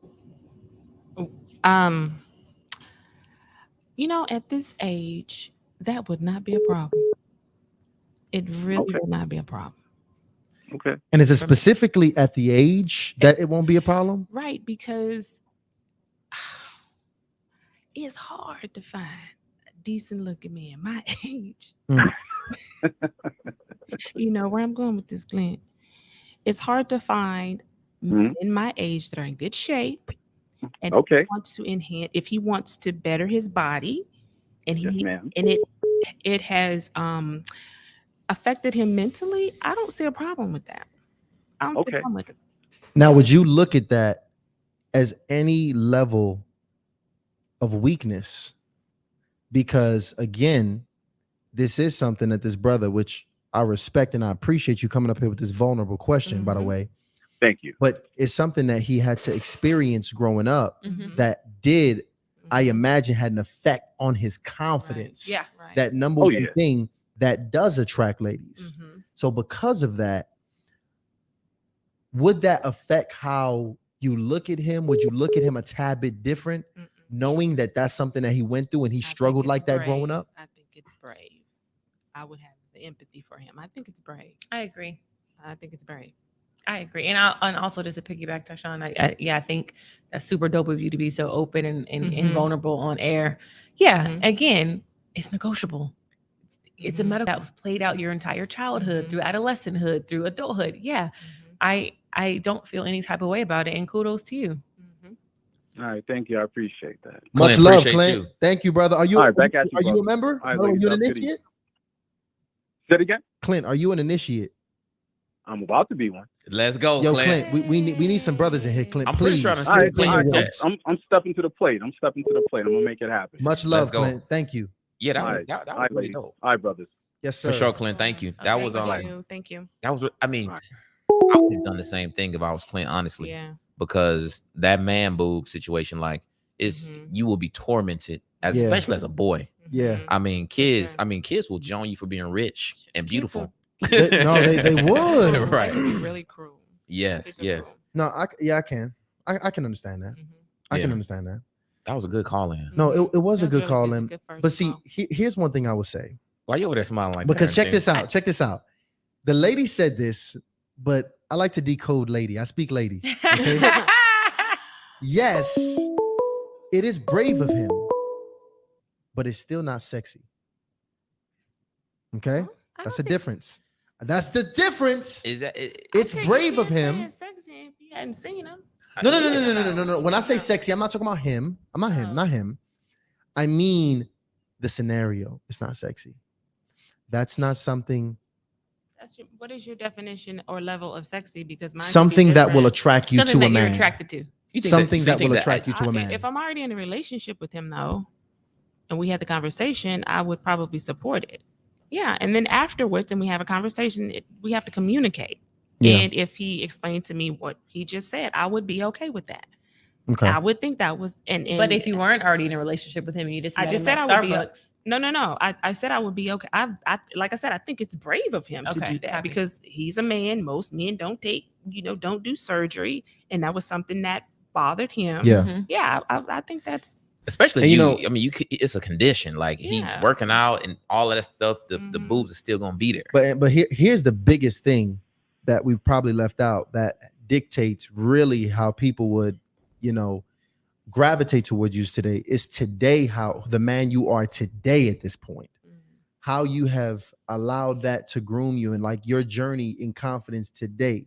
Because if you are meeting, especially women, and they still can catch an air that you are lacking a confidence, and most women may not know why specifically, but just in general, if you have really worked on yourself and you really have your swagger back and you've worked through these things that you went through growing up, really much love and much respect. And I do believe that you can work through it, especially if you're a completely different man at this point, because he's now in his 50s, which I can imagine the transformation that you can do with intentionally becoming a better man. But that's the biggest thing, fellas. You really just got to make sure, and the ladies, you really just got to make sure that you're really being intentional about your growth and working on yourself, so you can develop and work on your essence, your aura, and how you really step into the world every single day, because that's what the ladies are going to feel. And that's what's going to make it real easy to overlook that story in the past. Right. And be like, they should be like, wow, that's what that's what you've been through? Not, oh, that's why you be on that shit. I do believe that is a level of maturity, though. Yes. It's definitely a level of maturity. I think once you reach a certain age, you don't focus too much on the aesthetic. Or people that have, issues with, with their image or handicap or whatever. We shift, we pivot. That's really not important at this age. I also want to say this, y'all ever met somebody like who was ugly a little bit, but they just had a dope personality and people just love them? Yes. To me, that is a prime example of confidence and certainty. Yes. There's a couple people I can, and especially in high school, it's like it was a dude who wasn't really the most handsome dude, but all the girls loved him because it was something that he had. He was like, look, I know I'm not the best looking dude, but I'm good in here. So it's like, I think there's a difference. I think you can still be confident and have something that you would like to change. You know what I mean? No, first of all, you're 100% correct. Black and ugly as ever. However, I stay Gucci down to the side. That's his boy. Right? That's his boy, like there are people who like I've seen, and on the opposite end of the spectrum, people who are absolutely beautiful and gorgeous and not a lick of confidence. We talked about is that earlier. inside of them. So you're 100%. Those things can absolutely be true. And I think we got somebody on the line right now. Welcome to Hardly Initiated. Give me your age, your name, your location, and then your question. Let's get it. Hello. What's up? How are you? What's up? This is Mia. Oh, Mia calling in. Mia, what's up? Y'all remember that super chat? So Mia, why you cut your hair off, Mia? Well, let me ask, because you asked me to ask my question. Let me follow orders. Let's do it. Let me follow the rules. I am 63 on November the 5th. Woohoo! I am fabulous. And I have self-esteem to the roof. And that's why I cut my hair off. Because nobody is going to tell me how to look. And so if I may, I'd like to ask the ladies a question because I need some clarification, ladies. Absolutely. Okay. So when we spoke earlier, I joined a little late. I had Bible study. Got to do what I got to do. So then I joined with you, and I heard a comment mention that we as women need to have self-esteem and do things for ourselves. I heard that, and I 100% agree with that. Now, there was another comment that was made that basically said, when you make changes or when you want to make changes, you should consult with your husband, not your, you said your significant other, you should consult with your husband. So my question is, and please, this is for clarification, are we saying that when we get married, we no longer have self-esteem and how we feel about how we look, we have to consult with another person, even if it is our husband? Because I'm confused by that. And I just want to have a healthy conversation about that. What does that mean? Yeah. Great question, Mia. Go ahead. Yeah, great question. For me, this could be a loaded answer, but I'll try and keep it as simple as possible. I don't know if you read the Bible, but I try to live my life as biblically based as possible. And for me, it's spiritual. And the man is the head of the household. The man is the head of the woman. And when you your husband cleaves to you and you become one flesh, then you make decisions together. And that's just what I believe. I believe you make decisions together. And I believe such a huge decision like that, not that you're asking for permission, but you're consulting and you're making decisions together as your husband being the head of you, like Jesus was the head of the church. That's just what I believe. Yeah. What No, about I you, agree Rob? with you. What about you? But I do believe in consulting with my significant other because when we got together, I had the hair. That's good too. So that was probably one of the features that attracted him to Mhm. me. So in my case, I did let him know, hey, I'm gonna cut my perm off. For health reasons too, because back then they were saying black women Creamy the crack. creamy crack. Mhm. Yeah, and it was causing cancer and all of that. So that was my decision. Like I said, I don't think he took me serious, but we did have a conversation. He's owed that. I do believe you have a conversation with your significant other when you make drastic changes. Drastic changes for sure. Yes. Mhm. And I think, I'm gonna be honest with you. I think it's, relative. I think even most men in this situation, if it's a man that had long hair, he had locks. I doubt that brother gonna just walk in his house Mhm. with a baldy Mhm. the next day without even saying, Yeah. yo, babe, I'm thinking about doing this. What you think? Like, I mean, I just think that I think that's it's a matter of respect. relatively practical, to be able to have that, just to Considerate. be able to give somebody Mhm. at the bare minimum a heads up, even if you, Don't agree. I understand if you don't agree Mhm. Mhm. and things kind of pop off and go from there. I think that's a different conversation. But I think not consulting someone at all is a different thing. But I'm gonna be honest with you, Mia. It just sounds like you went straight rebel. Mia You went went crazy. straight rebel. I think being I'm not gonna lie, I did. I went straight rebel because I to prove the point that I'm so confident that I'm not married to my hair. It's hair, it grows back. So and so I do agree that the man is the head of the household. I agree with all of that, but I still feel that we as women, and just speaking about women, our self-esteem can't be around how a man thinks we should look or how he wants us to look. I know there's an attraction there. I get that. But, as you get older and as you mature, your needs change. Mhm. Your wants, things change. I used to want to wear weaves back in the day. I did. But now I'm all natural. With my hair, my sides are shaved, and I have natural hair and a bunch of it on the top. I just think, like Rose said, the consideration and the self-esteem to me are not synonymous. I think it's just about simply being respectful and considerate of your partner, especially if he's your husband. And again, like I stated, not necessarily asking for permission, but consulting as my partner. Ro made an amazing point. When you married me, I had the hair.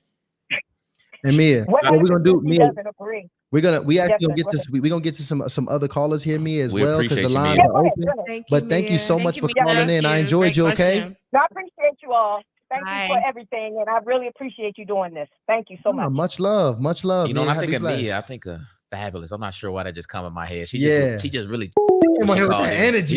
Yeah, that was dope. That energy. That was dope. No, that's good feedback. That's good feedback. So there's a big difference between the boyfriend and the husband. Mhm. I understand that. Yes. Do you still think the boyfriend you should not consult or have that conversation either? Is that not just like baseline respect? No, you should. I think it's definitely baseline respect for sure. I'm just saying that there's a bigger obligation and responsibility to a husband and wife. Fair. Yeah, I agree. Yeah. Fair. Respect your boyfriends, ladies. All right? And Delano, I want you to Respect get your boyfriends. Delano, get ready to pull up Nick Vujicic on this second. I wanted you to post that picture of Nick Vujicic. I want y'all to see this Oh my guy. gosh. I want y'all to see this guy. Oh He's my a gosh. legend, probably the most confident man on the planet. I want y'all to see a picture of this dude. You can look this dude up now. Nick Vujicic. He's an international, well-known author and speaker. I want Delano to pull up that when he gets a chance, so y'all can see how this dude looks. This is supreme confidence here. Supreme confidence. Guys, we're going to take one more call in. We actually going to take one more call in. And in the meantime, I think we had, We had some members joining here, man. Please shout out the members that we got in here joining the family. It's Shout out happening to right now. Tyraya, who has joined me. And Tyraya's been in the chat for some time. That's my mom. Shout Mom, out you to finally joined. shout out to That's Mom. your mom. Ty's Yes. mom with the ghost profile. Wait, where you at? That is my. Ma, you gotta change it. Ma, you gotta change your profile picture, man. And the name. All right. And the name. So Mom. that's where it comes from. My sister's name is Araya. Tyraya is my name, and my sister's name mixed. Ty, Sean, and Araya. Tyraya. Shout out to Tyraya. So that's a it. fusion Yeah. of the children. It's a few. Delano got left out of that one. So Yeah. it's only about the first two kids. Well, I brother. think your mom put out the rankings, and Delano, he was like number 3. He came in last. Yeah, in he the definitely came in because he rankings. he got to get that leg length surgery before he can make that. Not the Negro. Oh, the Negro, man. he needs that. You gotta Make get sure the your Negro. arms Shout are out to in Lawana proportion. Suber, by the way. Lawana Suber is listen. We appreciate that. Man, look, the membership is getting real diverse up in here. The membership is getting diverse, We got man. these black queens. We got these Latina mommies up in here. Yes, yes. We got the white joints up in here too, going crazy. Oh my goodness. Oh my goodness. I Hilarious. love that. I love Yes. that. The white chocolates. Yes. The white chocolates going crazy. Yes. Shout out to man. Shout out. I'm just happy to know my mom. My mom watches every show, y'all. My mom love watches it. every Aw. single show. She Oh, doesn't wow, miss that's it. awesome. You That's cue that Yes. picture up for Shout what? out to you, mom. All right, y'all. So look, Lano, do we have another call coming in? Because if not, we gonna go. Oh, Let's yeah, take a call. look. Welcome to Harley Initiated. Give me your age, your location, and your question. Hello, okay? So my name is Roxanne.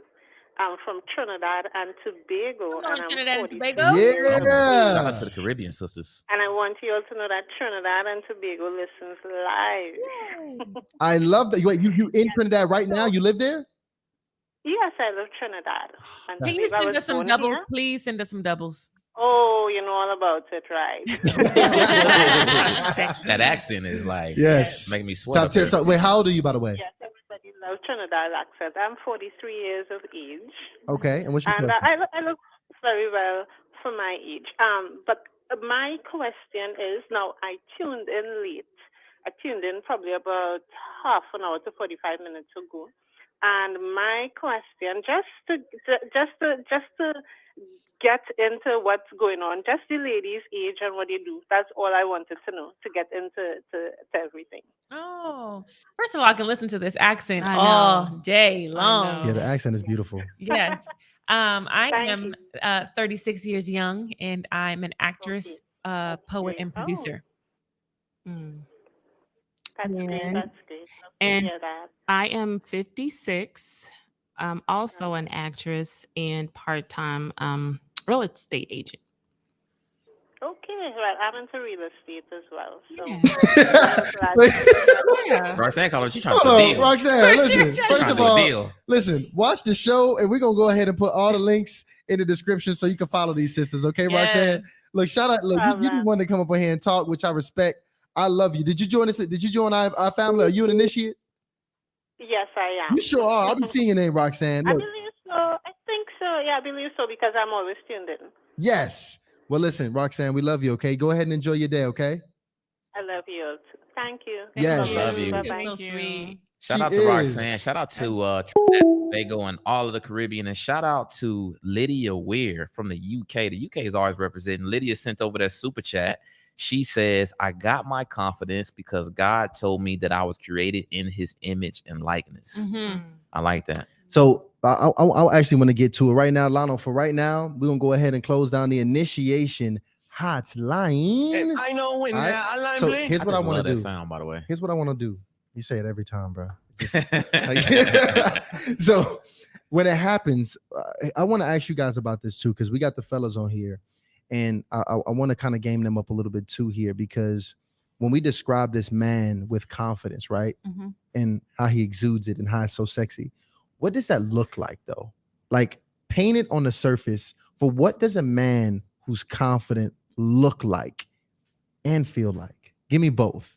Mm. Give me both. I know the poet is writing a poem in her mind right now, and how it's gonna happen. Either you go first when y'all ready to speak. So just let me know, so the fellas can understand what this really is, because this is important. We got some fake confident fellas too, For sure. and we can't have that.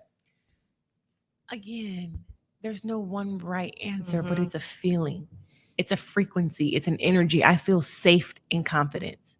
I feel Mm. protected in Mhm. confidence. I feel protected in the level of Mhm. certainty that you exude. Like, I can just tell that he's certain and that he's a protector. He's certain that he's a provider. He's certain in his being, in his body. When he walks into the room, he commands. He has a commanding presence. I feel safe in that. I don't feel like you're unsure. And even in the things that you may not necessarily have the answers to, you have the certainty to figure it out. And that makes me feel safe and that makes Mhm. me feel good. And All of women that. are attracted to that. Mm. That's why most men empower. Mhm. That's why they're womanizers a lot of times. Because women, I mean, not Facts. womanizers, but they're just women magnets. Because there's a level of certainty that they carry. It's like, oh, I'm a problem solver and I know how to solve this. Women feel safe there. All of that. Mm-hmm. All of that. But there's a difference between having confidence and being egotistical. Mhm. That part right there, Mhm. if y'all can decipher between the two, because some of y'all can get a little bit, it can be convoluted. Mm-hmm. So there is a difference between having confidence and just this ego thing. Yeah. Okay, now So- that's a good point. And what's the difference? When you get to the point where it's self-centered, Mm. right? And it could turn into you demeaning people, placing yourself on a different level and having people beneath you. To me, that's ego. Mm. And it could be, sometimes it can be confused with having confidence, Mm. right? Yeah. So that's No, That's how I say it. very important words you use, and I think that was so beautiful that you said that. Confidence brings a level of a feeling of security. safety Yes. and security Security. in that. All Mhm. of I'm gonna it. be honest, even as men, in the leadership of another confident man Mhm. brings safety and security to me as a man. For sure. So and I can imagine just as a woman how important that is, especially as when we're talking about a relationship in the original design Mm-hmm. of you now considering to actually be in submission to a man, Mm-hmm. having the security, the safety, the confidence that he's somebody worthy of, that is huge. Yeah. And fellas, that is just, I guess, more, women are so metaphysical, so so feely of the emotion that you have to exude to bring that. But I'm gonna talk to you more tactically because you did kind of mention this a bit, because I see it all the time, fellas. I see you guys walking slouched over Oof. with your head to the ground, Oof. struggling to maintain eye contact with somebody because it's so uncomfortable to you because you haven't done the work. Mm-hmm. Like even sitting down with your posture broken, Yeah. right? Like all of those things that you can work on. Now, keep in mind, obviously, those are things that you have to, those are, I would say, the surface level things that you can work on, but that's still a reflection. But in general, fellas, being able to create that environment and that energy and exude that is so important for you to be able to attract the right woman, because like real women like that, especially are on that journey of confidence and have achieved certain levels and worked through certain things, Mm-hmm. they ain't having none of that. For sure. They will not be attracted to a man struggling in that area. And it's so important. So I'm happy that y'all was able to keep it real and break it down. I just kind of piggyback off that a little bit because Yes, please. I went on a date once, obviously when I was single, and this guy did this. I want you guys to watch me on the cameras. This guy had his glass. We're at a restaurant. He has his glass here, and the glass has a straw in it, obviously. And he did this. Oh no. I was turned off. Wow. It was the way you slouched over, hunched over, and sipped your. I need you to do this. Wow. That's true. It's posture. Yeah. I pay such close attention to posture, men and women. Like one of my girlfriends, she's always slouching. I'm always like, girl, sit up, sit up. It's just like, again, your presence speaks for you before your mouth does. So I'm always cognizant of posture. Prime example, we have a security team. My husband and I have a security team. Shout out to Noel with Bernard Security. The way Noel holds his gun and has his team trained, the way they open my door, the way their posture is when we get out, and the way they're securing us, I feel so safe. Then there's other security companies where I'm just like, we're gonna die. This is some deep game, the way by the he's way. holding the gun, Yes. the way he opened my door, the way he's not paying attention, the way his head is in his phone as I'm crossing the street. It's like it's the level of security that a woman needs to feel in you, and she feels it from your energy, your frequency, how you attack life, how you posture, how you talk, how you present yourself to the world. And if you're in the word, I'm always going to take it back to the word. If you operate in the spirit of, in the word of who God says you are, it's a level of Godfidence really that you carry that makes everyone around you feel safe. Like I said, we can go back to the person who was a little bit ugly. Someone in the chat said medium ugly. But if they have this Godfidence in them, the security, that it factor thing, he could become the finest man in the world to you. Yeah, that's so It's true. an energy you have to carry. That's deep game though, because Very deep. if I see a Thank you dude so do that, much for I'm that. thinking some stuff about Don't him, ever too. sit in your straw and lean over like this and go. But see, that's a Weakness. level. And see, a lot of Mannerisms. women may not even. I'm happy you were able to even recognize that, because you guys work, especially with being attracted to men on such a subconscious level sometimes, Mhm. that you wouldn't even know exactly sometimes Mhm. why you're not attracted to him. Yeah. But it was because of so many of those things you recognized Yeah. over time Yeah. that just killed it for you. Even if you were so attracted out the gate, Yeah. it's the the slouching, this. and his voice was very soft, and he was almost afraid to speak Speak with up and volume sit and up. not look at you in your eyes, Yeah. and those things over time that really just killed it for you over time. And David Dieter says, it's one of my favorite quotes from the book, Way of a Superior Man. He says, you penetrate your woman how you penetrate the world. Mm. Facts. And the thing about it is, when you think about penetrating the world, you penetrate the world with your confidence. With your energy.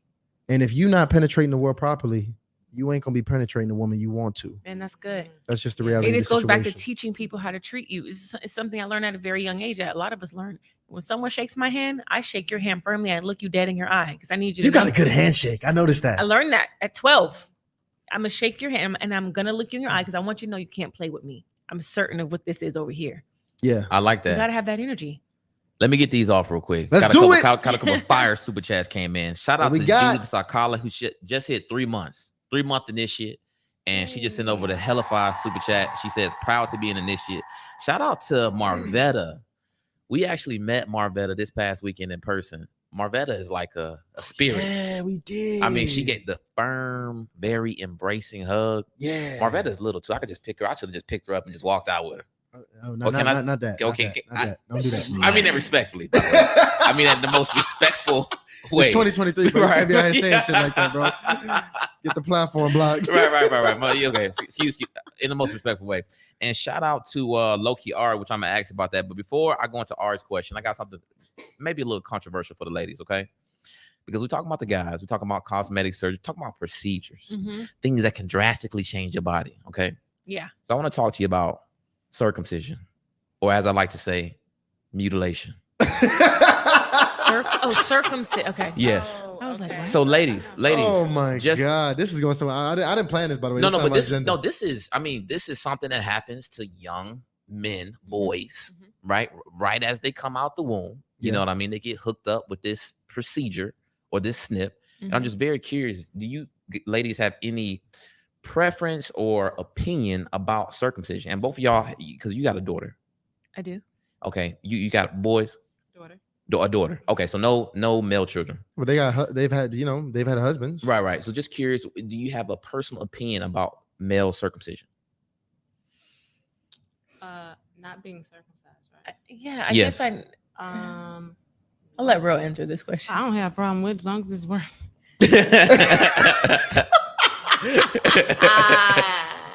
As long as it's working. Long as the engine is Long as it's still, working. long as the engine is revving working. up in that joint. Yeah, that'd be. But we're talking about again 2 different generations. So Copy. yes. Okay. Yeah. Yeah. That being said, Okay. that what you're talking about is probably more prevalent on my side than it is. I'm just saying. Well, hold on. What do you mean by that? So just I'm in your saying- generation, it was more or less? Not being circumcised. Oh, it What's was a bigger more people. thing in your generation. You think? Yeah, it was probably more. Yeah. Okay, so less circumcisions in Mhm. your generation. Mhm. Got it. Okay, I didn't know that. And just to be Okay. clear, Ryan is an anti-circumcision advocate. So Well, For sure. For sure. I don't know if I should comment on this. No, you No, should go absolutely ahead. comment on this. Okay. I guess I never really thought about it, yeah. but from my understanding, and correct me if I'm wrong, because I don't, again, never thought about it. I'm not the circumcision expert. Just put that out there.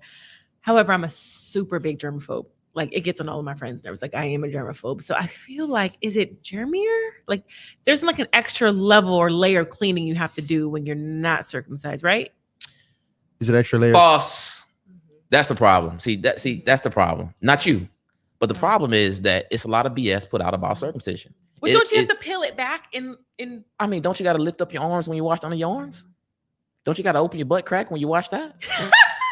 Oh wow. I mean, do you not? I mean, do you not have to Yeah, wash that's behind true. your ears? Yeah. That's true. Right? Yeah, I guess so. So yeah. it's that right there is false. Okay. They okay, put I'll that take message that. out because the hospitals make a lot of money and they actually reuse the foreskin. They make a lot of money off foreskin. And they also What? make a lot of money because it's included a lot of times where women have to, or the birth parents actually have to pay for it. It's not free whatsoever. And the thing about it, what they don't tell you is that they cut off a ton of nerve endings, right? What are they doing with this foreskin? Listen, they put I it actually in. have mine in my baby book. My mom. Oh my God. My mom has I have No, mine. I've heard it being saved, just like They save the it. navel. It's like, they use placenta, all that stuff. They use Oh, wait, it all. or is that my navel? Mom, which one is it? Is it my navel or my I was foreskin? saying, it may be your navel. It's one of It those. may be your It may be my navel. It may be your navel. Your navel. Yeah, Navel. honestly, it probably is my navel. Yeah. Ma, which one is it? Yeah, she's gonna tell us in the chat. Oh Oh my God, this is wild. Yeah, it is. no. I mean, here's the thing. Like, first of all, that's I never a hell knew. of a scrapbook right there. I never knew about any of this till Ryan. The reason I say this because it's a lot of information. So this is the thing with the information that's put out there, like you saying that, like you literally you saying that. Imagine how many uncircumcised men actually hear things like that from women they're dealing with. Mhm. Feeling But- insecure. But see, They're here- feeling yeah. insecure. So that's why I Here's- bring that up. Yeah. and the real problem is because women have seen more images of uncircumcised penises. It's just relatively just aesthetically unattractive to most women, and that's I think that's the reason probably most guys would not, if anything, prefer to be circumcised, is because, and you know what, put that in let's make that a poll. I'll make that a poll.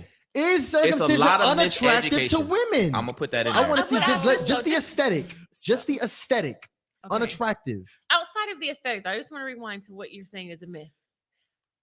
Okay, go ahead.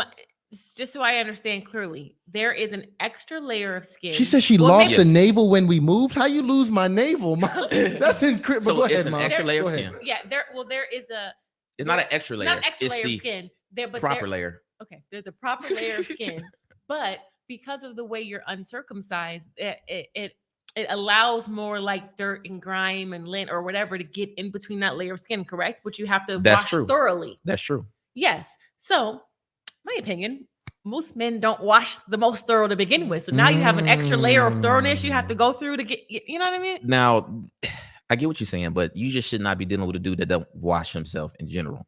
But this is the thing. Is a lot of benefits to how the God made the body, right? Hey, drop that So, poll, by the way. We got to drop I'm that gonna poll drop too. that poll. Well, you put the poll in there real quick. First of all, Let they're me see. very I've never put a poll. Let me see. It's very sensitive. I don't think I can. Then I'm that's not the a thing. Harley So a initiator. lot I'm of not a times Harley. I when can't you- do it. Okay, so I'm gonna drop. Let me drop a lot of stuff I want to do right now. I want to communicate to you. This is important. I was like, trying to hear Y'all go about- hold tight on that poll. So they cut off these nerve endings, which desensitizes the penis, Okay, right? So okay. now you got this penis that is uncovered. Mhm. So over time, it's touching fabric, right? It's touching different material. So Mhm. over time, it becomes extremely desensitized, which is why you may have men that say, "Hey, I can't orgasm from certain sexual acts because of the desensitization." Mm. A lot of times this simple, very simple procedure is botched even sometimes where it's too much foreskin. So it actually affects people's men's ability to be able to get erect. That's why I say mutilation, because not every case where it's properly done or done in the best way, right? So then also you got to think about lubrication. Mhm. So because the man has pre-cum, right, it adds in the hood of the penis actually shelters the lubrication. It also asks for more pleasurable sex and easier lubrication, because sex is not meant to be had with a condom. It's meant to be had raw, so to speak, So it's just an plethora of reasons why a man should not actually get circumcised. And it's literally no reason why a man should get. That's the thing. It's no benefit to a man getting circumcised. So why do they do it? For money. Simply for money. Absolutely. Okay. Interesting. Gotta do a little more research on that. Yeah. Interesting. If anybody's curious, it's a documentary. Just look up and circumcised to meet the on penis Netflix. and to meet the penis beauty standard in 2023. Yeah, right. I mean, let's be very real. Yeah. Like that's why when I asked this question. Even the way they make dildos or these fake penises, they're uncircumcised. They're penises. all uncircumcised. That's the beauty standard of a penis. As a matter of fact, No, all right, they're go ahead. circumcised. Yeah, I mean they're circumcised. So, they're you're right. circumcised. You're right. Circumcised. That's what I meant to say. Penis beauty standard. Wow, that's a new one. No, it is. I mean, that's just the reality. Why would they do that? Right? If it wasn't a standard for how it looks. Don't worry, we're gonna drop this poll for y'all because what I want to know, I want to see the bias in here because it's actually me and Ryan have only debated this off camera. This is the first time we brought this debate here on camera, but I would actually like to know when he has his boys, when he has kids, that he really needs to invest. Just in general, people need to find out what these hospitals are doing and what the best actions for your kids are. Just don't go to the hospital and say you want everything that they give you, because you're gonna give away your placenta, which you can reuse and feed on. Right? You got the umbilical cord as well as the circumcision. All of these things they kind of throw up in the package and say this is what everybody is doing. Let's go ahead and get this, but none of those things you should actually do. Okay, well, just put that in there for the people real quick. Ryan is really on here giving it to y'all last today. Told you, very serious anti-circumcision advocate in here right now. Right? No more. No, look, because it's cosmetic. That's the thing. It's cosmetic. That's what cosmetic. we're talking about. No, it is cosmetic. It's only for cosmetic. I guess I never thought about it being cosmetic. No, it is cosmetic. That really is true. It is. Maybe you know what? Maybe I'm not natural. Maybe I'm okay with that. And I am okay with that. I am okay with that. Oh my okay, God. but I want to hear. It's not even about me. It's about I want to hear what the ladies think about this because y'all know Harley Initiated. We got a large audience of women. So, and I think the fellas, y'all actually would want to see what this joint is too. This is going to be very interesting.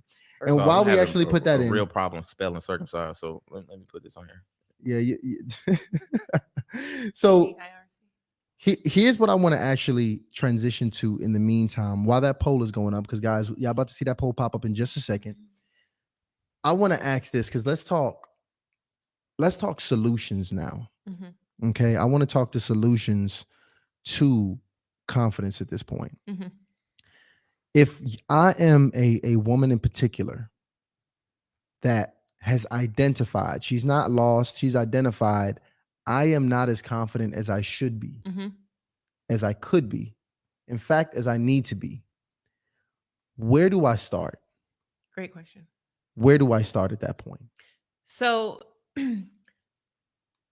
we have a tendency to operate from a spirit of lack or flaws. What is wrong with me?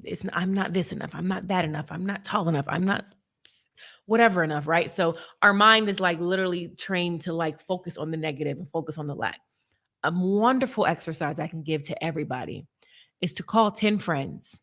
It could be coworkers, friends, people who are close, semi-close, maybe not that close, maybe in passing, neighbor, and ask them to write down via email or text, what are gifts that you see in me? Send me 5, send me 10. Wow. And I'm specifically saying ask it for in a text version so you can print it out.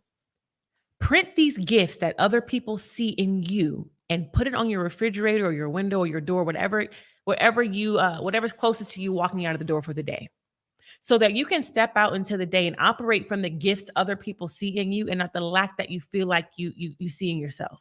Wow. It is a game changer. It's why I'm so big on giving compliments, because so many people divert to, I'm not this enough, I'm not that enough. But imagine someone constantly telling you, Ryan, you're a phenomenal conversation crafter. And if you walk out the door every day, like Ernestine said, I'm a phenomenal conversation crafter, that makes you feel better about yourself. You know what I mean? Or Ro, you just make people feel so good. You're so graceful.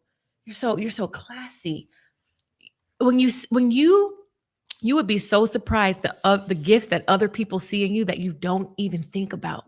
And if you walk out into life every day, you walk out into the world every day, operating from the spirit of those gifts and not the spirit of the lack you think you see in yourself, it will change your life overnight. It's a great exercise. That is a beautiful exercise. I'm actually going to take heed on that. Do it. So you call 5 people and ask them for 5 gifts. Yep. Call 5 people, 5, 10 people, people who and that you trust. not even that you trust. It's people who know you. Okay. People who know you. From different circles. Don't just do your friend group. Different circles. Someone maybe you work with, someone you're an associate with, and say, hey, what are some gifts you see in me? I want you to write them down and text them to me, please, or email them to me. Gifts, things that are positive about me that you feel. And you will be so surprised. You'll be like, wow, I didn't even know this person thought this about me. Mm. It will literally change your life. Like But the that. key is to not just read them and be like, oh, that's so cool that they said about me. Put it somewhere you can see it before you walk out of your door and be intentional about, I'm going to operate from these gifts that are written down instead of operating from the lack. Operating that I'm not good enough. I'm not worthy enough. My nose is too big. I'm not dark enough. I'm not light enough. I'm not tall enough. Stop operating from that spirit of lack and get over to the abundant side and the gifts that people see in you. And I want all you initiates, I want y'all to come back and DM me and say, Ernestine, I did this exercise and this is how it affected me. Yes. Yeah. I'm gonna come back and tell you. Okay. I'm very serious. I'm going to do that. Yeah. That's actually, I love things we could just integrate and implement in our lives. Yeah. Way to give us an exercise tonight. Yeah. Y'all better really do that. All right. Matter of fact, if y'all gonna go ahead and take heed on that exercise, I want y'all to put me in the chat. For everybody that's gonna go about doing that, I want to see a me in the chat if you're gonna go about taking action on that one. I like that. Make sure I get to that poll, by the way. I dropped that poll. Women only. Do you prefer a circumcised penis? Why is that funny? Oh my God. Women only. We got 148 votes. Let's get to 300 on this one because I really want y'all to be honest about this. Because the thing is, it's cosmetic, and a lot of families are. I literally was somebody in the chat. The guy said we made sure to have our son circumcised because I knew that they would have issues coming up as men. Wow. And it's a lady in the chat that says Ryan is right. My husband got circumcised twice because and the second time they actually took off too much skin. Ooh. So it's something that, you know, I just, yeah, America, listen, the name of the movie, because I'm not going to continue to talk about it, but the name of the movie, if you ever want to learn a little bit more, I've done research on this, and the reason, because I actually considered, I had to think about it. I actually did consider getting this cosmetic surgery when I was about 22 years old. Had an incident where I was dealing with a young lady, and she was like, what the fuck is this? Like, what's going on? And I'm like, what you mean what's going on? You better peel this back, girl.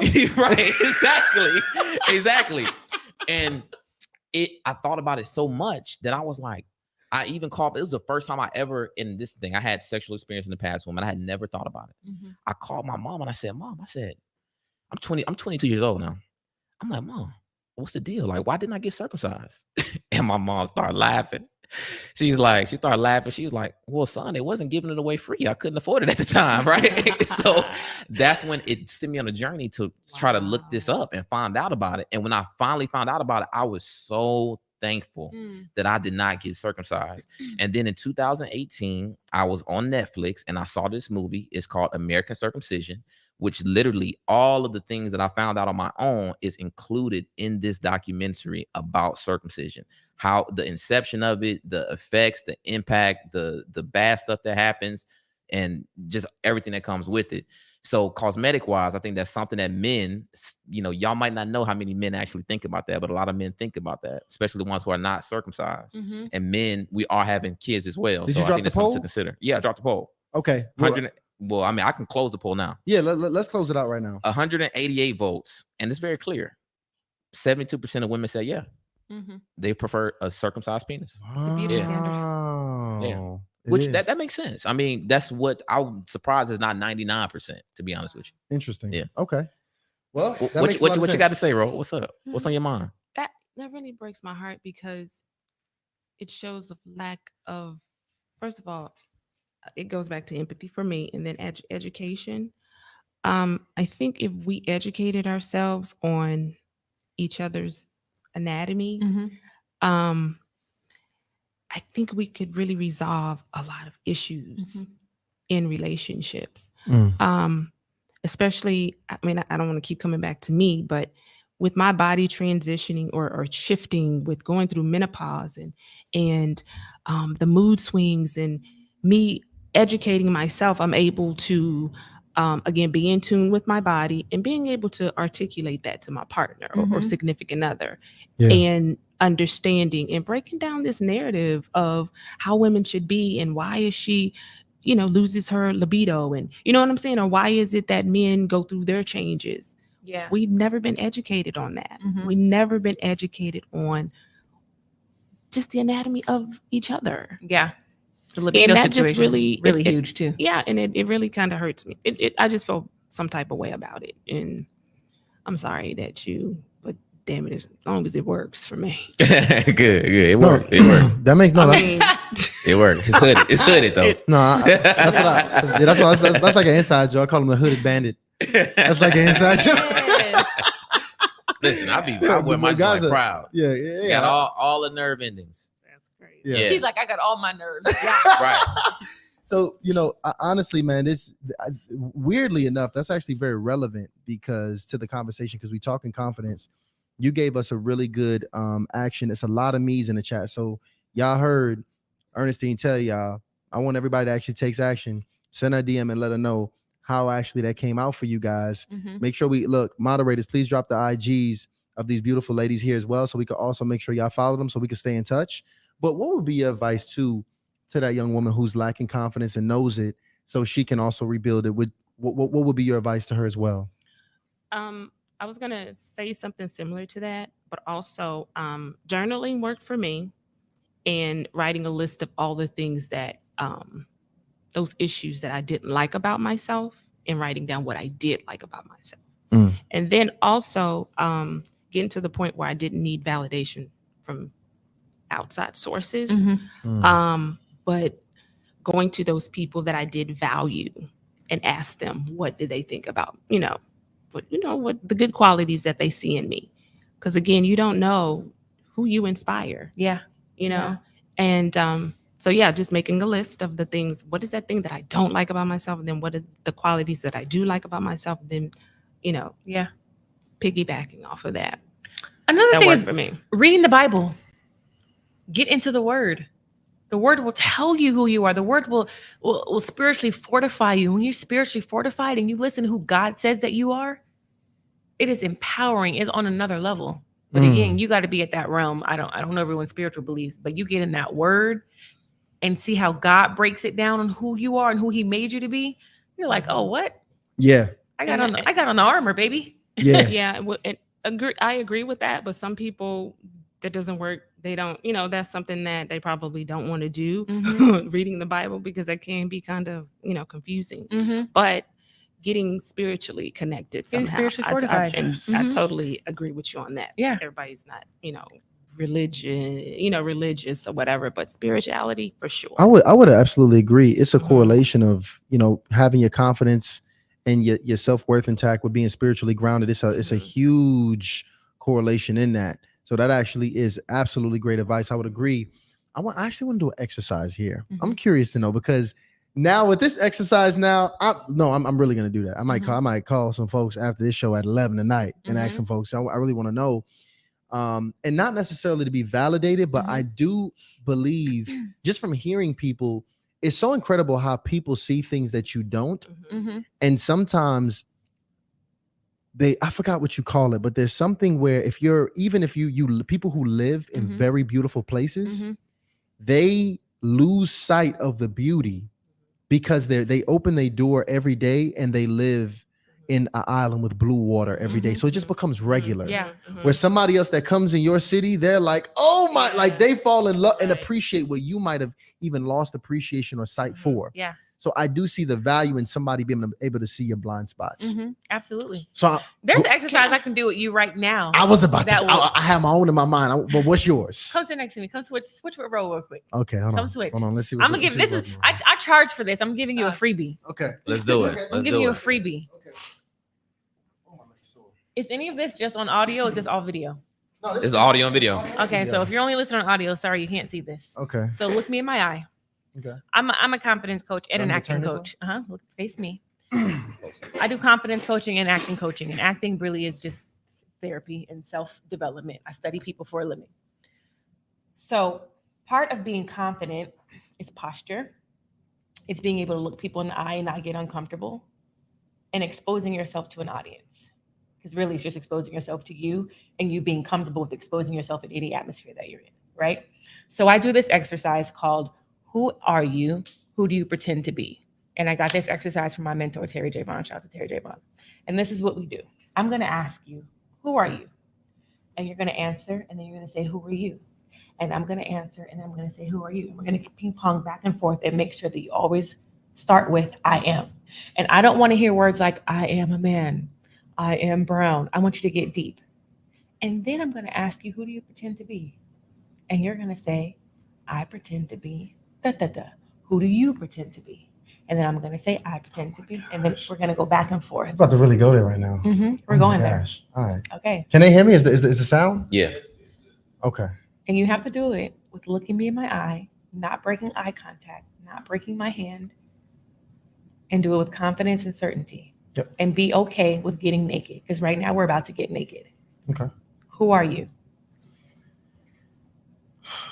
You broke eye contact already. I know. I'm thinking about this. Look, you have to look me dead in my eyes. Part of the exercise. I truly believe that I am a vessel that is here to change the world. You have to ask me. Who are you? I am a loving mother. Who are you? I am a sometimes distant but super loving son. You gotta keep asking me. Who are you? I am a multifaceted artist. Who are you? I am a very encouraging speaker and communicator. Who are you? I'm an intelligent woman. Who are you? I'm a very dynamic brother. Who are you?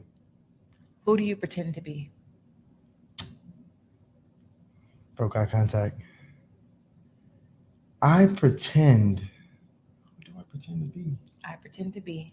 I pretend to be. That's all I want to hear. I pretend to be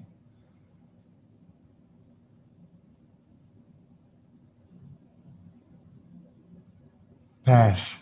Who do you pretend to be? Can't pass. You see, this is part of building you. This is part this is part of getting rid of the layers, because you can't even think about who you pretend to be because you've buried it so deep. All of us are pretending to be something. You're right. I gotta really. All right. Let me go there. Let me go there. Now look, let me go there. Ty, you're gonna have to get deep because they asking. I pretend. You broke eye contact 6 times already. Look me dead in my eye and tell me who you pretend to be.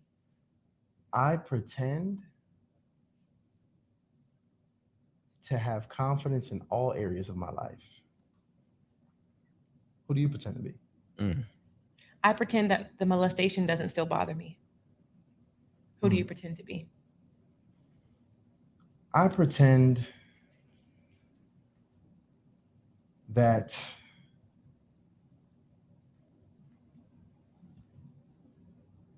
not knowing my biological father does not matter. Who do you pretend to be? I pretend to not have daddy issues. Who do you pretend to be?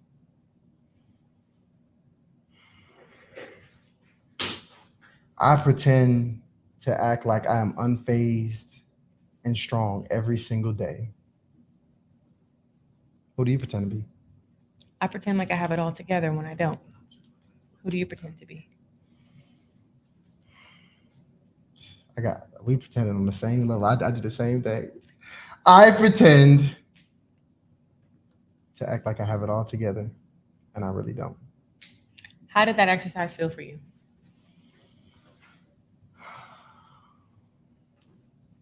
Very vulnerable. Mm-hmm. It felt it did feel it felt a bit free Yes. as well. Yes. I would say that. Yes.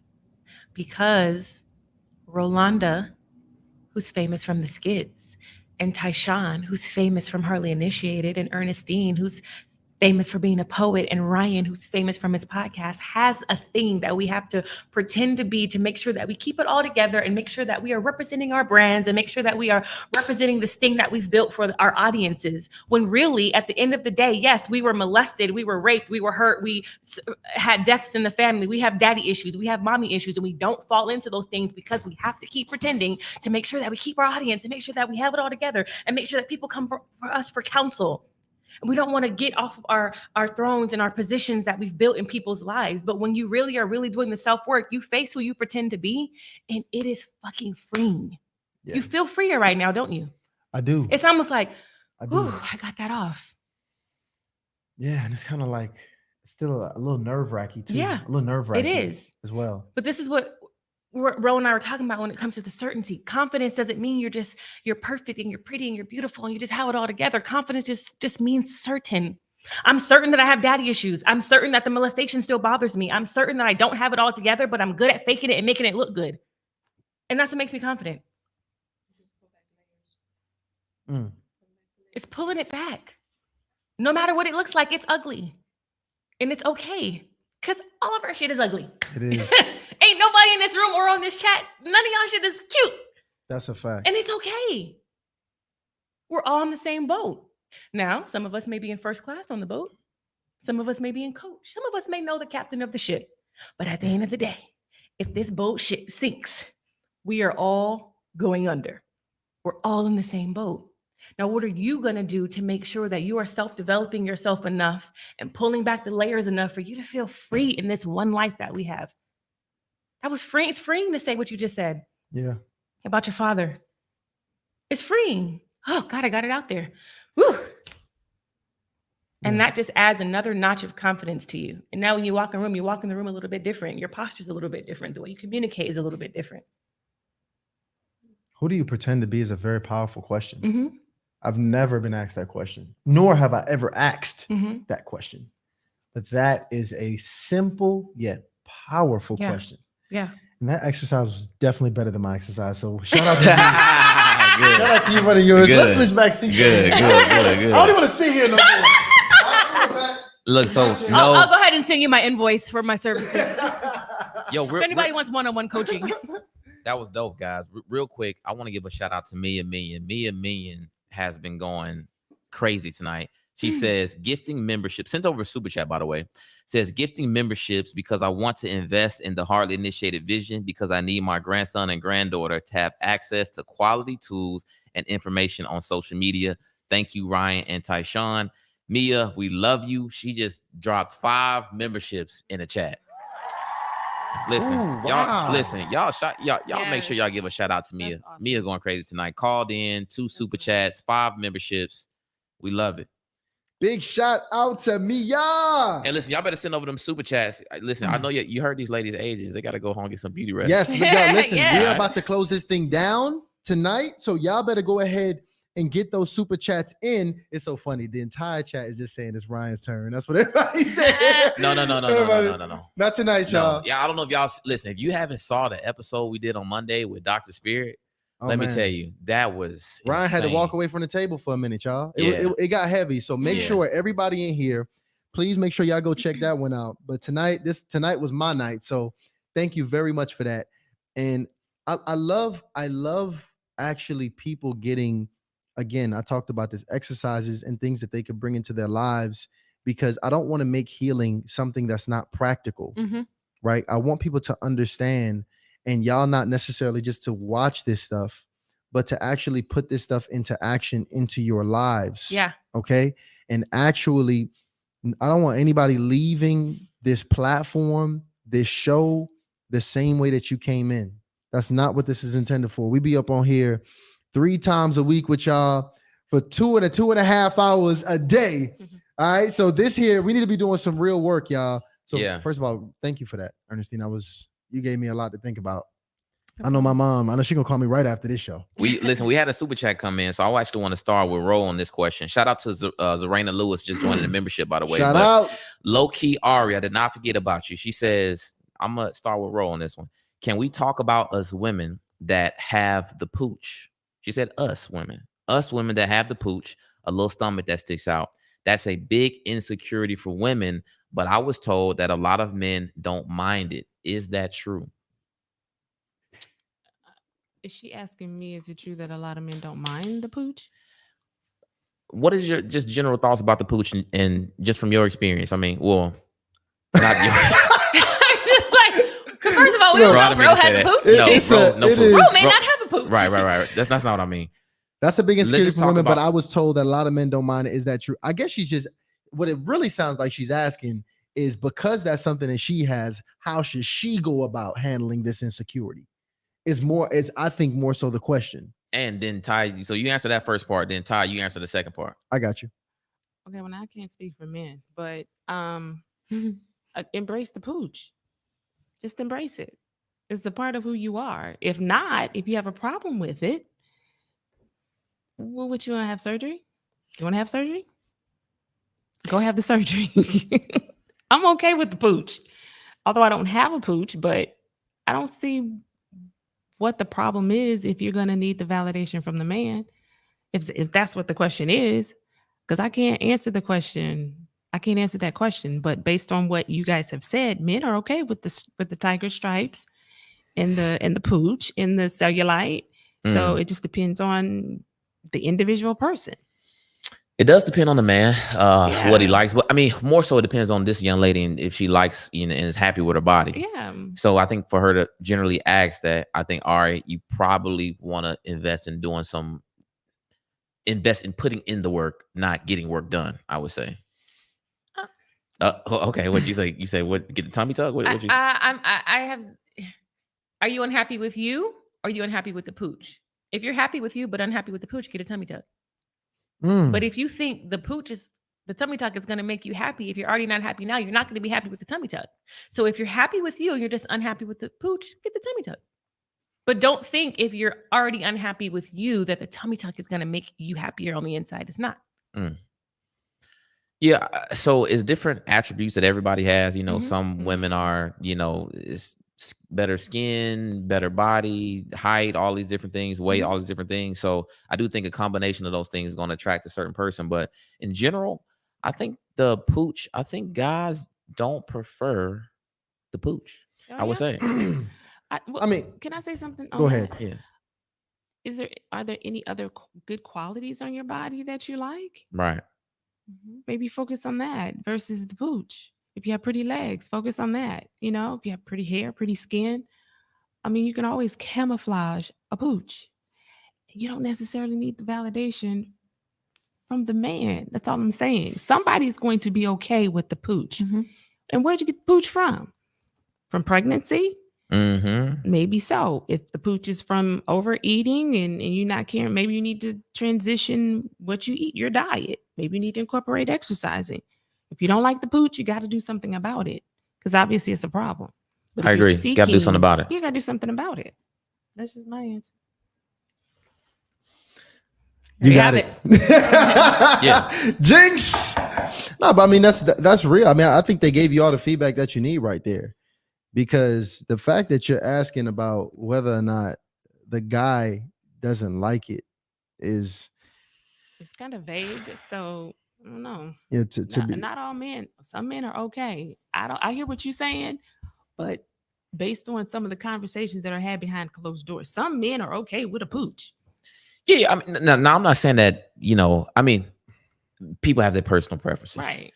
But in general, if you want to increase, I would say, your prospects in dating, being in shape is one of the things that you can do to increase that. That's all. For sure. But right now, it really just sounds like you probably need to increase your own confidence. So you need to figure out what it is going to be to increase your own confidence at this point, because just by the way this question is put together here, it does sound like you are dealing with an insecurity more than probably even the men are giving you a bunch of whole pooch problems. And confidence comes from putting in the work, though. That's the thing. Like, I could feel like a slouch and not be feeling confident about my body.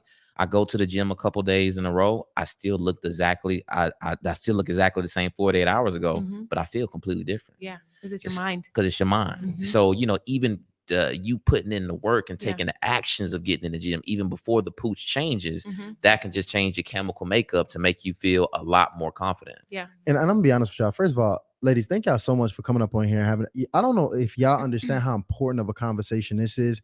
I remember we had Kimberly Aaron on here. She's a dating coach and a matchmaker, and she said this. She said that beauty and looks is one of the most sensitive topics Mhm. as it comes to women. As it is a major way they're judged. In fact, she said beauty is to women as money is to men. Mhm. In those soft spots, those places that really can hurt your ego. And it's something that I think a lot of people are not even comfortable talking about. Mhm. So again, I really thank y'all for being honest with the audience and helping them work through this stuff, because I promise you, this is something that a lot of young ladies and guys are struggling with. Absolutely. And I want to actually get to, we got another super chat in there that you wanted to go ahead and address. No, I was checking, but we good. Speaking We of good. men, I gotta get home to my husband. So Yes, listen, I know we done Yes. kept y'all for a bit. No, we absolutely did, y'all. And listen, first of all, I thank you tremendously for coming back up here yeah. to Harley Initiated and joining us on our live show here. The live show is a little bit different from the interview. Yeah. 900 people in the room. Yes. Nice. Yeah, it's Awesome. still Yeah. 900 people in the That's good. room here. That's awesome. And listen, we're about to let these ladies go. But before I do, obviously, we've been dropping their Instagrams in the chat the entire night. If you're looking at the pre-record, it will be in the description so you guys can follow them. And Ernestine already gave you guys an action item. We gave you guys an exercise to take action on after here, which is the exercise I want all of us here to do, which I think is absolutely dope. And just make sure y'all tap in with these ladies. Is there any final words that you want to leave these beautiful 900 men and women with before we go about sending them on their way tonight, ladies? Yeah, when I was younger, and I say this a lot publicly, so if you've heard it before, well, you're just gonna hear it again tonight.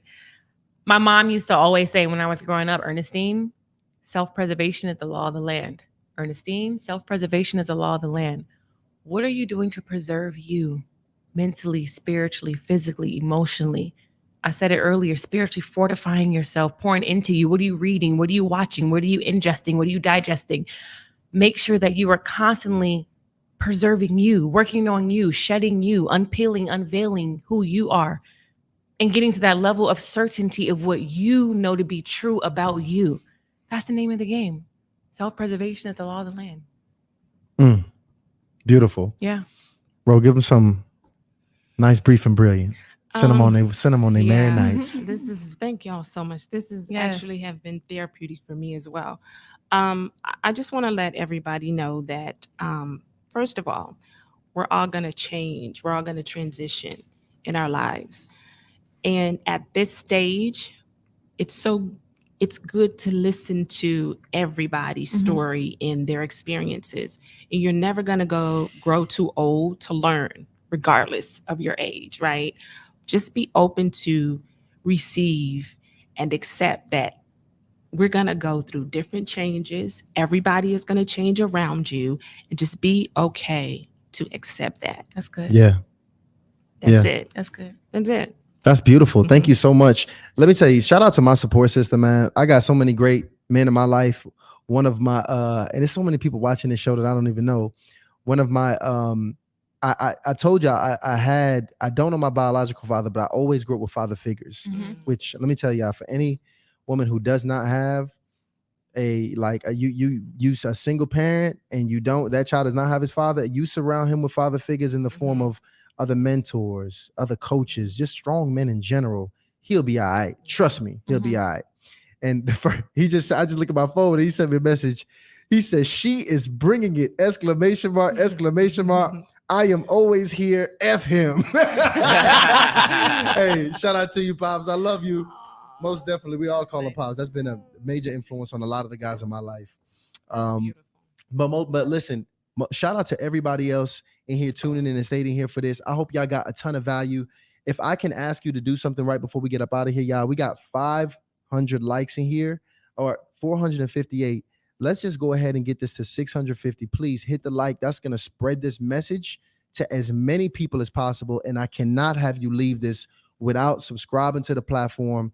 We hit 150,000. Help us push it to that 250,000 mark at 250,000. And I need you to like this as well, guys. So please like it. That's how we're going to spread the message. That's how we're going to change Get lives. that membership too, That's guys. how we're going to do it. I'm checking it out right now, live time. We have 400. It's been just a bit over 3 months. We have 488 members. Let's try to get to that 500 mark. And guys, remember, we're going to be bringing more and more things specifically for the members. Giveaways, special things. I mean, all kind of stuff. Yeah, and y'all, the members are. That's how we determine our recruiting. Y'all let us know who y'all want on this platform, and we're gonna fight like hell to make sure we get them on here and have these conversations. That this ain't therapy, but like Rose said, it's therapeutic every single night. So look, listen, y'all already know we love you, and listen, hardly initiated. We are out. Oh, thank you guys for having us.